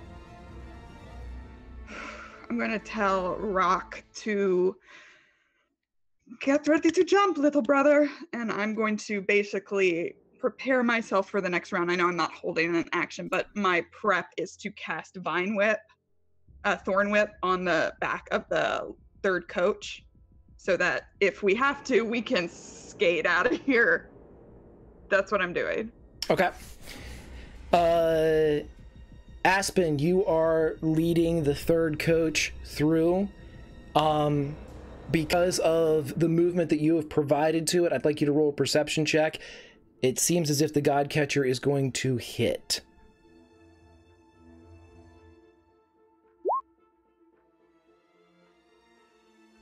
The third coach is going to make it. The fourth is not. And I can see Zeph, right? You saw Zeph jump down and run and jump onto the fourth. Zeph, take 15 honor points. And do I mean, is this like this is going to happen like in the next few seconds, or like this is going to happen based on current momentum in 2 rounds? Mechanically speaking, this is the last time you're going to be able to say this thing's falling. The next time you think about it, you'll be like, that thing crashed.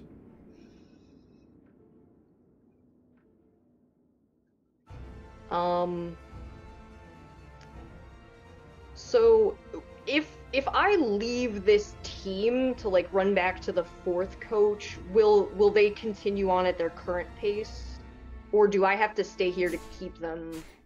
You think that they'll continue to move. You rolled well enough with your animal handling that you've got them guided. You could break free. They're not going to follow you or anything or slow down. They're pretty pumped up too, so. Okay. So, and how far away are the coaches from each other? Like, how far behind me is the fourth coach? Only about 15 feet. Okay. I would like to take the dash action and move 15 feet back.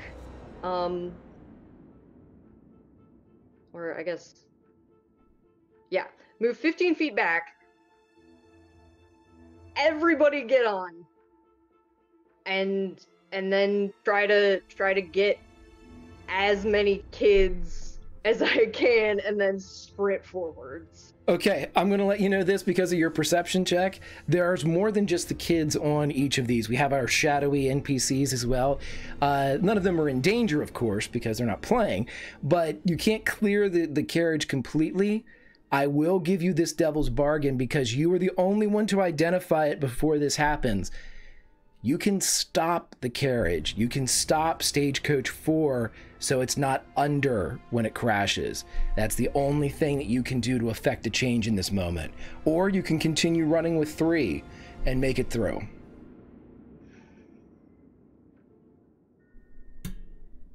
There's just not enough time. This is such a hard... I know that's the point.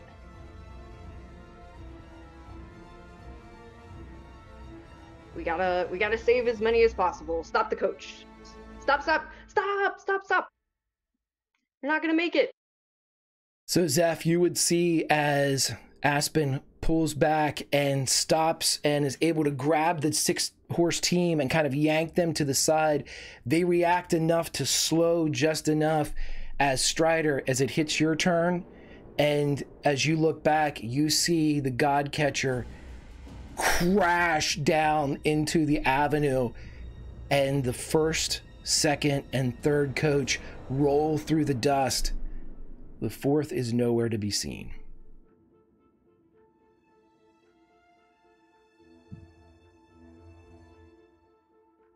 I gotta be the bearer of bad news. Okay.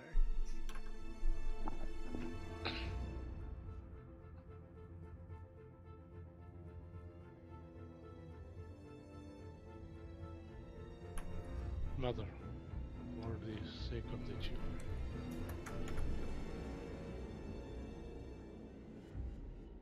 we have lost the fourth coach.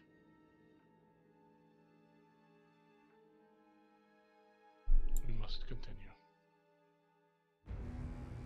You see her eyes well with tears as she leans all the way out of the carriage and looks back at the dust of the Godcatcher as it kind of just blots out her home and everything in the back. And she looks at the stages that are still traveling at a breakneck speed, and her tears drop into the dusty air, and she just reaches back as if she's pulling something to her. You're not sure what that means. If we stop now, we lose everyone. She defers to you.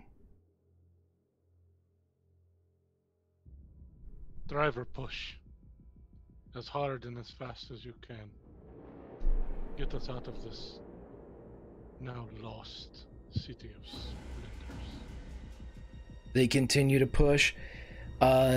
We are going to go back to behind the fallen Godcatcher as Levi, both the Horde and the Cinder Child are beginning to descend upon you. The Horde is going to reach you first. As they clear the area, I need you to make me a strength saving throw as the first one hits.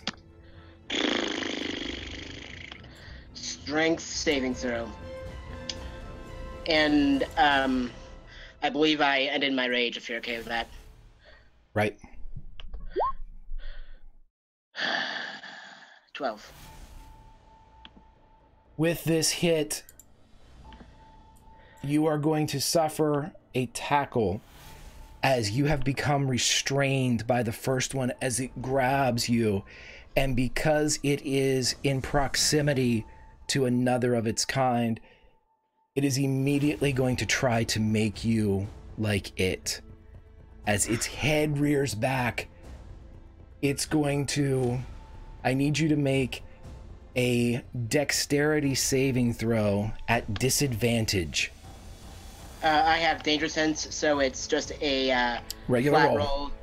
and I will spend, and I can spend the 5 honor. Still, I spend honor. Gotcha. Alrighty, dex save. 14.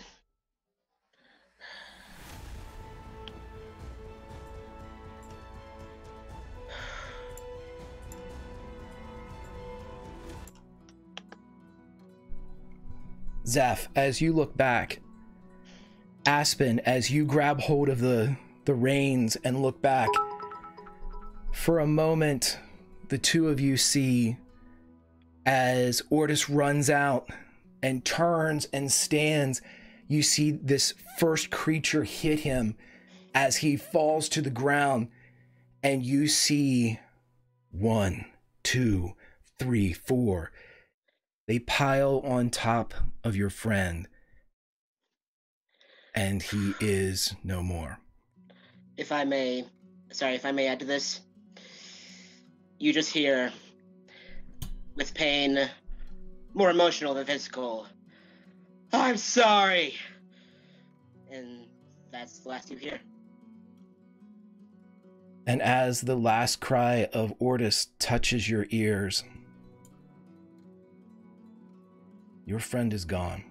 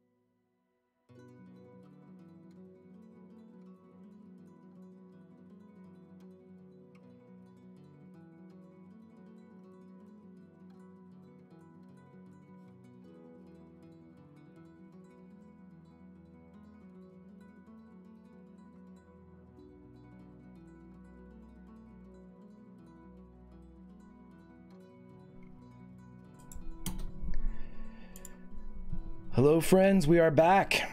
And as you can see, we are joined by another of the soldiers of Mother. Cap, welcome, my friend, to the carnage. We bid a fond and heartfelt farewell to Levi. As Cap, you're joining us in here.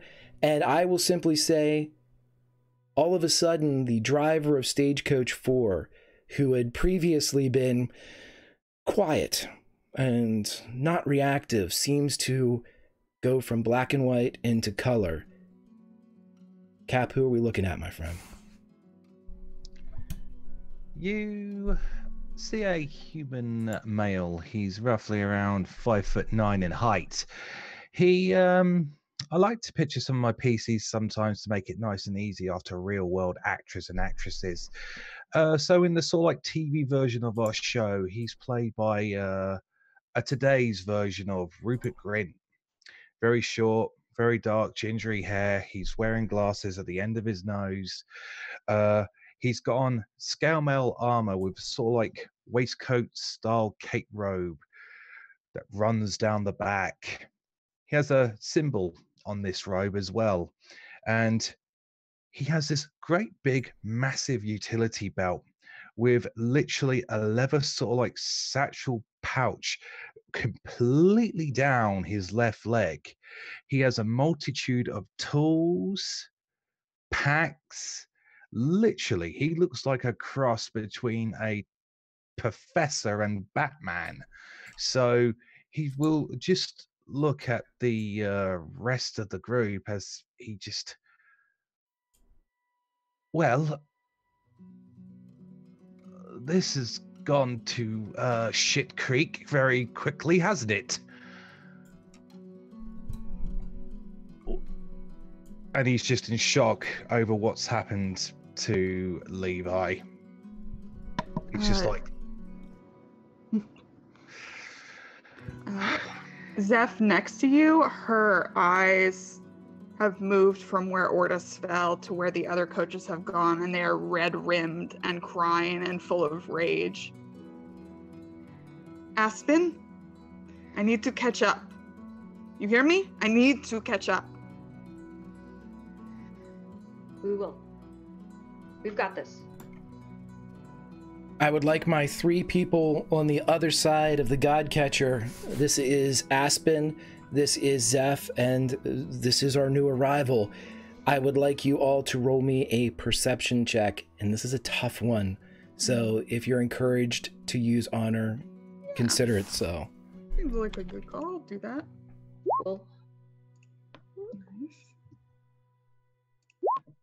18. 15. 14.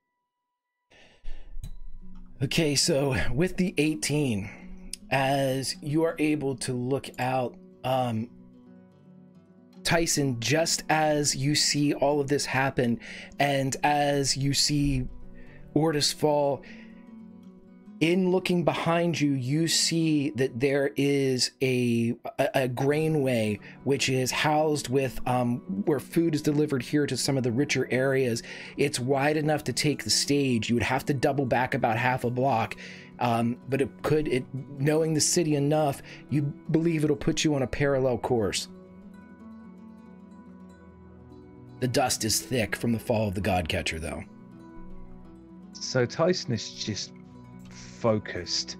His greatest strength and his greatest weakness is his intelligence, his great intelligence. And although he's not being cold to what just happened to Ortis, he is mind on the job. He says, we have one opportunity there through the grain.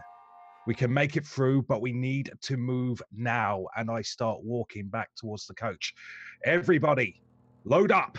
We do not have time to flounder or mourn lost friends. Everybody on. Are we taking the coach?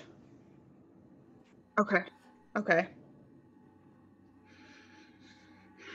Yes, All right. The coach can fit. Okay.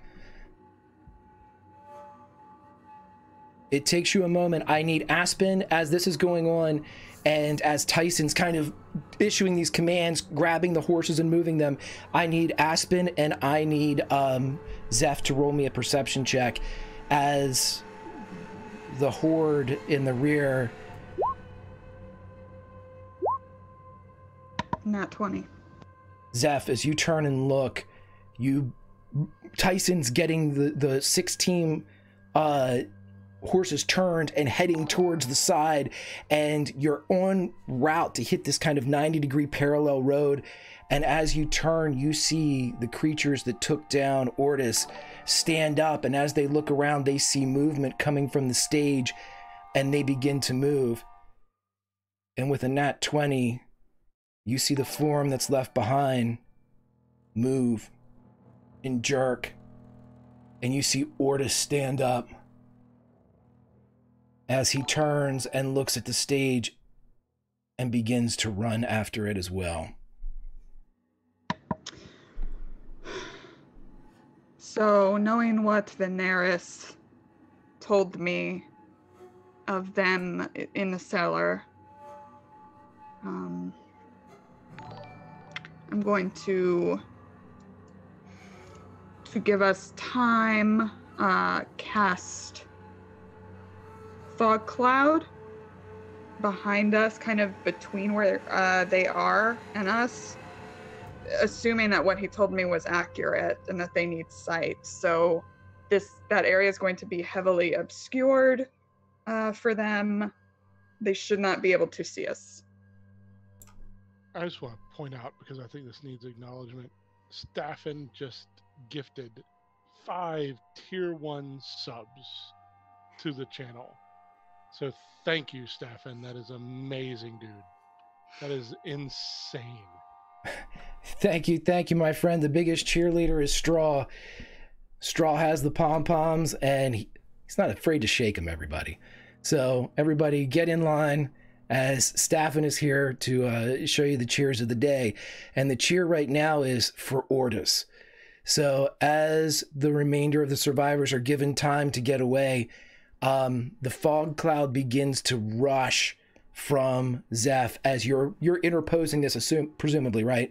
Between, as it begins to coalesce and take shape, you see that the running creatures, as your eyes kind of adjust and you're in control of this mist, you see them hit the mist and slow down, and you see them begin to, their silhouettes for a moment, look back and forth as if they're trying to catch something, but they've slowed and some of them have stopped. I need everyone, and I know we've got horses here, but I'm going to be nice, and I'm going to need Cap, I'm going to need Lauren, and I'm going to need Audrey to roll me stealth checks as you all are moving away. I'll use advantage on this with honor. I use advantage to cancel out my disadvantage. I'm going to do a Lauren. I've got a third option. Natural 20, by the way.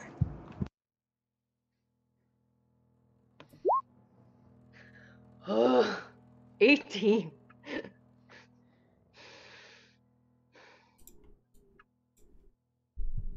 Okay, and what is the third option? So once I get a visual sight of the fog cloud that Zeph has thrown up and these guys are coming to a standstill, they're between buildings, right? You're at basically the mouth of an alley, a large grain alley, which is, and for all intents and purposes, this is the unloading dock that you would find behind Walmart nowadays. It's just a large area that can house larger vehicles.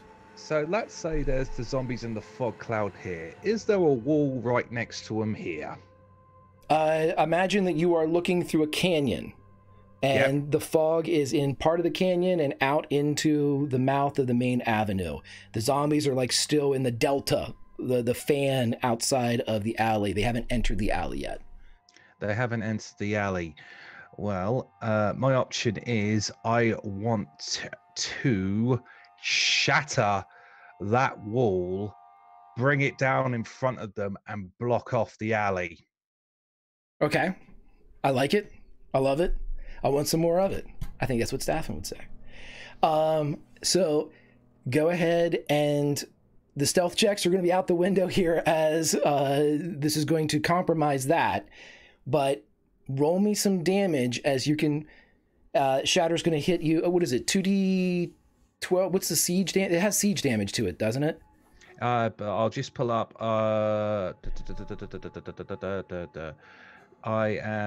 Let's see. I'm just spell descriptor. 3d10 thunder, 3d8 thunder damage. A creature made. It says nothing about siege. A creature made of inorganic materials such as stone, crystal, or metal has disadvantage on the saving throw. A non-magical object that isn't being worn or carried also takes damage if it's in the spell's area. This is what we're gonna do. You roll me your damage, and I'm gonna determine a DC. I'm gonna roll a flat d20, and we're gonna see how bad it messes up the wall. All right then. Oh no, wait, that's Thunderwave. I just bloody hold on. Sorry. Oh no, I did roll the right one. Ah, silly me. Nervous. Here we go. It's all right. As you see, just Tyson just pulls something out. It says a few arcane words, just throws it right at the wall. 16. 16's not bad. So what we're going to do is here, I'm going to have you roll it. Roll me a d20. We're looking for a 10 or over.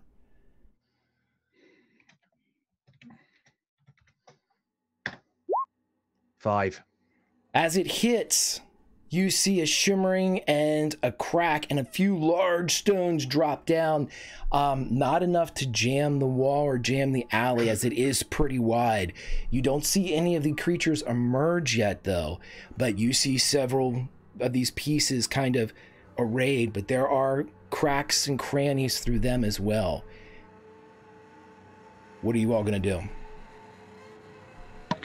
If our stealth checks were irrelevant, can we have our armor back? Oh, yeah. Okay, cool.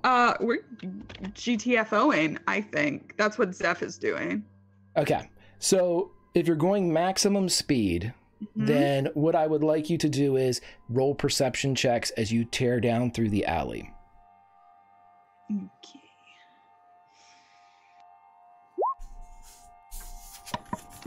I will use that honor I just got back, I think, for advantage. Okay. Ugh. Aspen, you're the first to see that as... Well, actually, you use your advantage, so it's 22 now, or no, you're going to roll again? I'll give you the 22. If you spend the 10... That was Cap. Oh, Cap, I'm sorry. All right, so as...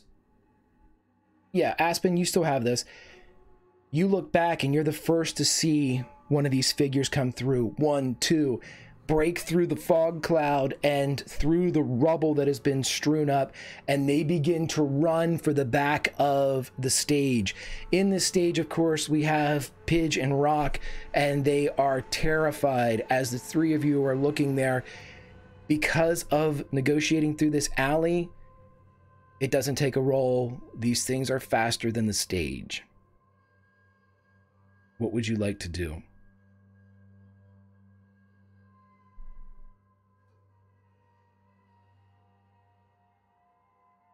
My friends, all I have left is my speed. I'll take as many kids as I can. I'm out of other resources. Aspen, I'm faster than you.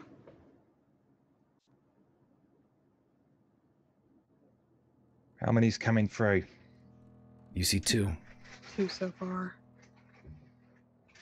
I can hang on till the last moment, but I've got a little friend that can distract them. Visually? It can also deal some hurt. Okay, I will. Okay, so my plan is, as we established last time, the kids have seen me transform. We did that roll last time.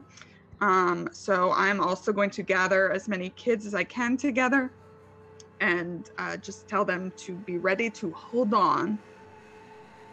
Okay. Yeah, Pidge and Rock are the only 2 that are in this area. You can tell me you all have a free action right now to do something. Transform, do whatever you'd like, and then we're going to roll some initiative. These things are just hell-bent on charging. There's no tactic or plan. There's just rage. Mm-hmm. Okay.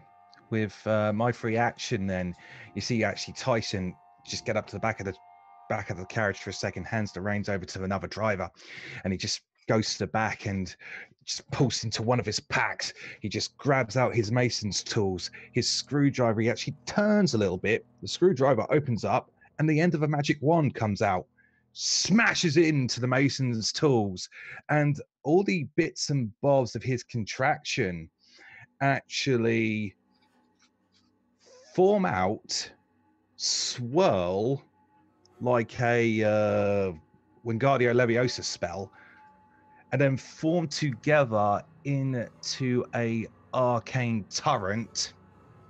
Voltron.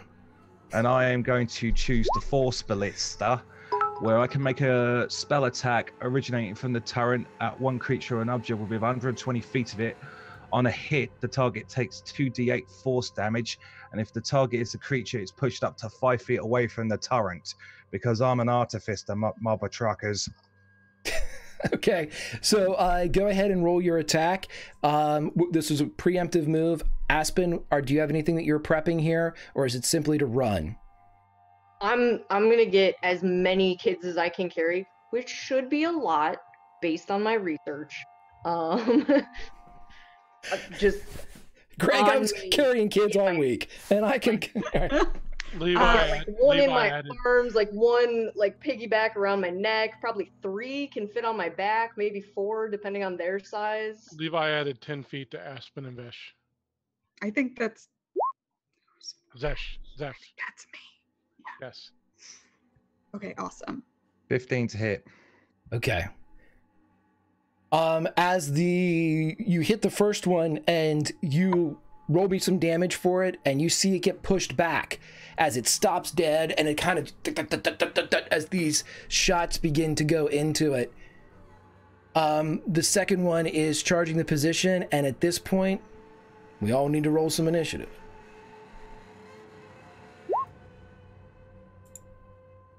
Five force. Okay. Oh, yes.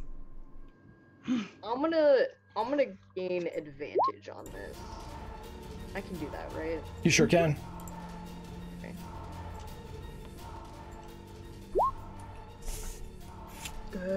Good. Ignited 4. Okay, so that's going to be Zeph. That's going to be Aspen. And let's see. And it's going to be them. And then followed up by our Artificer Tyson. Okay, Zeph, you are up. What would you like to do? Aspen, is the plan just to run?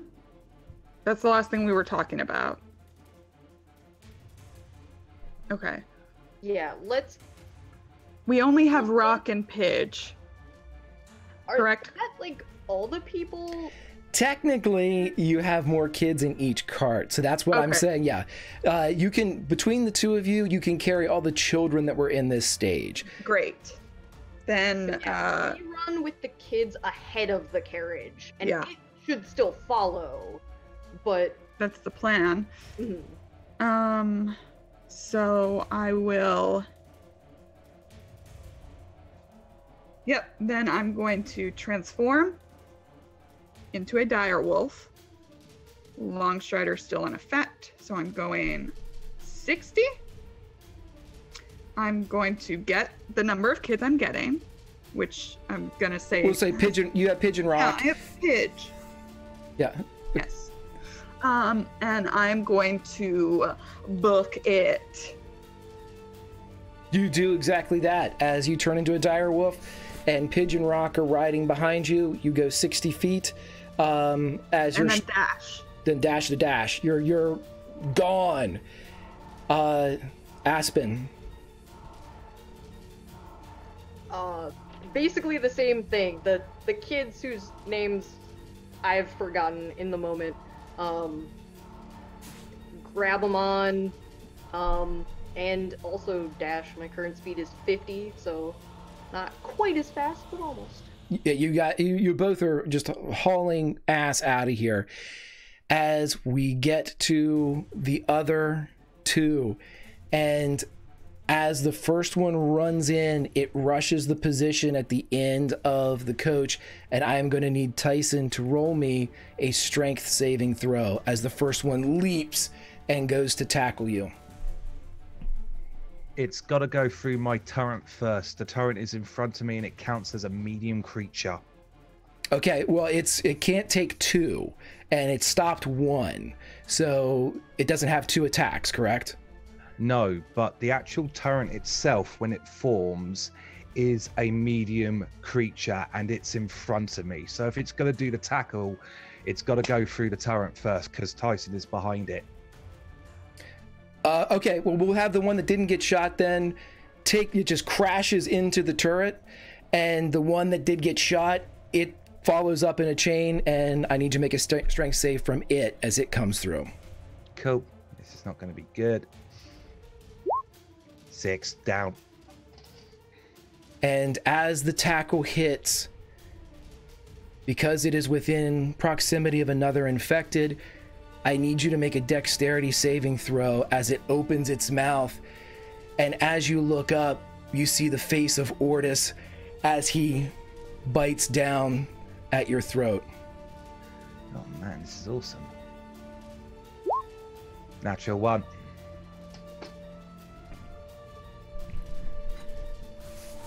This is no. This is. I don't care if I'm here for 5 sessions or 5 minutes. This is top quality stuff. Loving this. Go on, Greg. That is why Mark is the best in the biz, folks. One of my absolute favorite people to RP with. So, as these things crush into you like a wave, your former friend, now a fell foe, as it hits and you feel the bite take your neck, you turn and try to force, but your friend's grip is so strong and you feel yourself taken to the ground. And as you turn, you see your turret almost like a fallen friend with you as the two of you lie there, Artificer and Creation, and through the fog and debris that you formed, you see the rest of them snaking through as you look up and the wheels of the stage continue to roll. Am I down and out immediately then? Because if I've got a last hoorah, oh, have I got a last hoorah? I will give you a last hoorah. You are bit and infected, but you've got 1 round here to hoorah. Let me hear your hoorah, my friend. All right then, here we go. So, all right. In celebration of Stefan donating another 5 subscriptions. Nice. Give that last hurrah, buddy. Whoop that zombie ass. Well, here's the thing, because right, one of the artificial infusions is called, because Tyson would have activated it. It's called not enhanced defense. It's the other one, Boots of the Winding Path. I can use my bonus action to teleport 15 feet. So what I'm going to do is the one that crashed into my turret, I'm going to use my bonus action to bamp, and I'm going to sit on top of the turret, and I am just going to sit on top of my down turret and top of this down zombie who's just tackled it. And he says, you all motherfuckers just made a stupid mistake.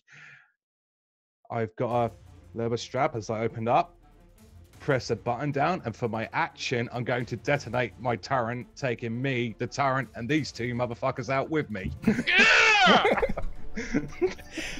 All right, I love it. And so there's no damage rolled here. This is done narratively the way you need to do it. And as Tyson pulls the Vasquez from Aliens, you always were an asshole, Gorman. As you blow yourself up, Aspen, Zeph, and the kids, as Pidge turns around, she sees Tyson as he sits there, doesn't hear the language. Yes, Cap? Sorry. I got a more appropriate. I've got a more appropriate final line. Sure. Smile, you son of a. Right. So as Captain Brody takes himself out, Pidge turns back, and she is the last to witness the stand of Tyson. But the stage makes it clear as the explosion topples the wall that Tyson had started to work on, clearing and cutting the alleyway in half as this horde in particular is separated from the group. And that is where we will end this session of the Fall of Faerun. Sorry. That was awesome. Oh, That was Hell yes. That was awesome. Love it, love it, love it. God. Great stuff, everybody.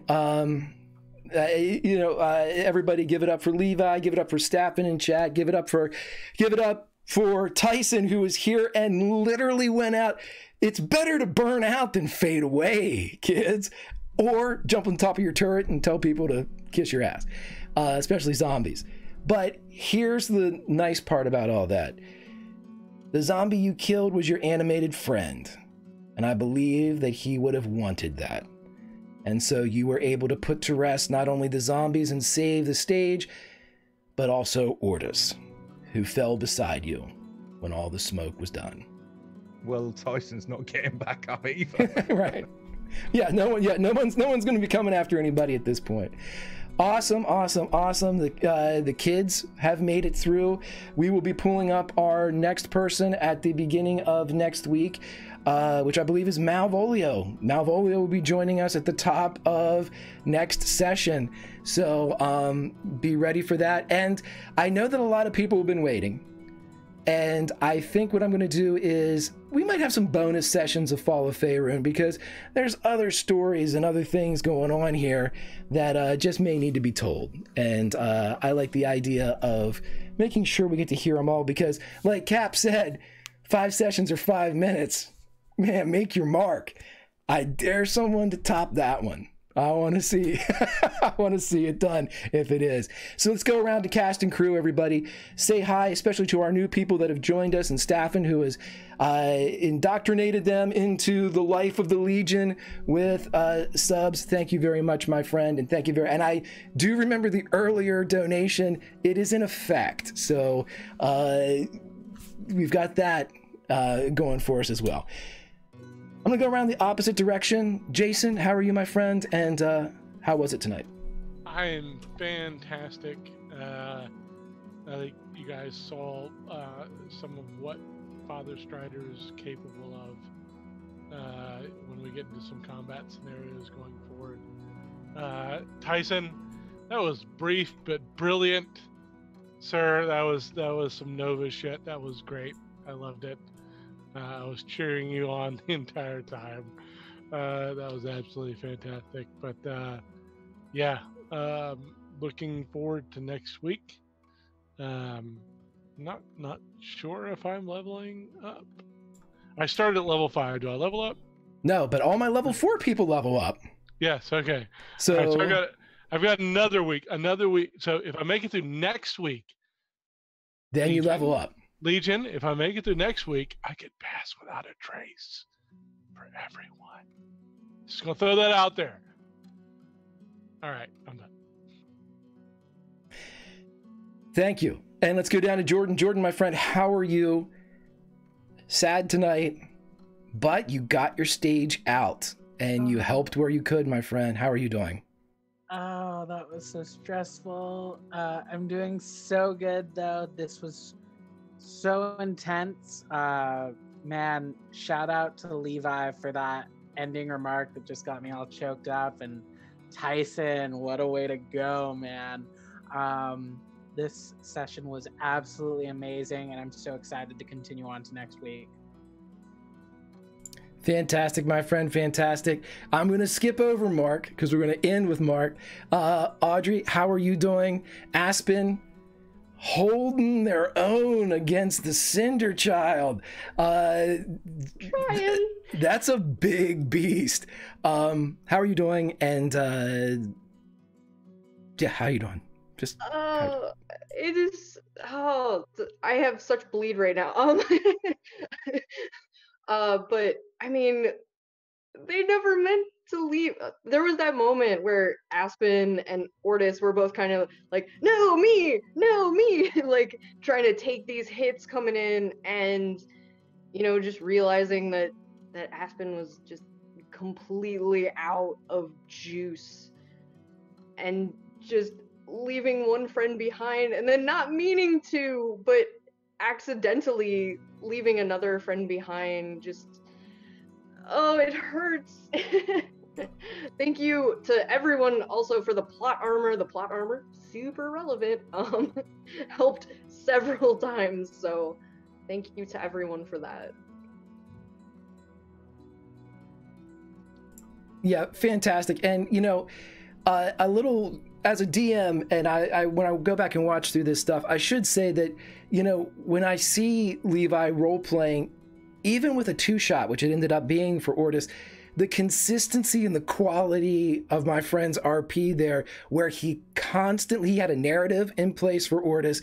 He constantly got between danger and what he was trying to protect. It was fantastic, and I couldn't think or conceive of a better way, if you're going to go out, to do it like that, to hold off a tide of evil, to get the kids free, which is, just great stuff. Same thing for Aspen. I thought you were both dead. I didn't think either of you were getting out of that. That was fantastic, and I think that's what, I don't know, it was going to be somebody at that point, and I could have either been Aspen or Ortis. They were a great team for that moment in time, and I loved it. Lauren, my friend, how are you? I'm great. Got to airbend, got to run as a wolf. It's a great, great day. This is a great day. Yes. You have no clue. I'm going to tell you later how you saved the shit out of those stagecoaches. Yay. That was 22 damage a stone that was going to hit. So yeah, I did not like it. Yeah, nice job. Thank you. I felt really good about it. It's fantastic. Fantastic. Yes, and I loved it. Yes. Okay. Hi, I'm Lauren. I'm That's Salty Ginger over on Twitter. I'm part of the creative team here at Tales from the Grim. I will be back here next Thursday. You can also catch me on Off the Table on Tuesdays. Woo! Fantastic. And finally, though the time was too brief, I can't imagine it not being a highlight of the season, my friend. Mark, how are you? And what are you thinking, brother? Loved it. The first thing I'm thinking is, may I recommend an episode name? Exit Stage Left. That was absolutely amazing. Thanks very much for having me on. My handle's below me, Capricorn Cross, Twitch, Twitter, YouTube. The only thing, if I may plug, Greg, my main D&D 5e show, The Chronicles of Cascardis Series 2, actually starts Wednesday, May 1st at 8 p.m. Eastern Standard Time. Basically, a bunch of chronicles set over 4 weeks, rotating crews. Anyone out there wants to play, just drop me a DM. But apart from that, that was a hell of a lot of fun, despite brief, pardon the swearing, but in Tyson's defense, Horde of zombies, Waterdeep's main thing had fallen, and we needed to GTFO. But thank you, Greg, and thank you, everyone. That was awesome. Levi, amazing. You'll be hearing from me. And everybody, what Mark said, please, if you're thinking about playing in a game, or you like the cut of Tyson's jib, which you should, give my friend here a DM, and I've played with Mark several times. I have always had a ton of fun. In fact, one of my favorite one-shots I ever did was a 20th level adventure that Mark ran for us. Lauren, you were there. We were both. That was super duper fun. So highly recommended, my friends. As was the exit of Tyson. So too can you play with somebody. And listen, man, saying fuck you to the zombies. It's not time for a philosophical debate. It's time to drop the language as harsh and as grating as you possibly can. Everybody, have a great time. Have a great evening. Enjoy yourselves. We will be back here for episode 3 next week as we attempt to get out of Waterdeep. Malvolio will be joining us. We have some other friends on deck. And like I said, we might have some other tales of the fallen Waterdeep. We'll see. We'll see. Legion, I love you all. Staffin, put your pom-poms away, my friend. Your duty is done. Your watch is over for now. We'll see you all back here next Thursday for a little more of the Sunshine Happy Hour known as the Fall of Faerun. Until next time, my friends.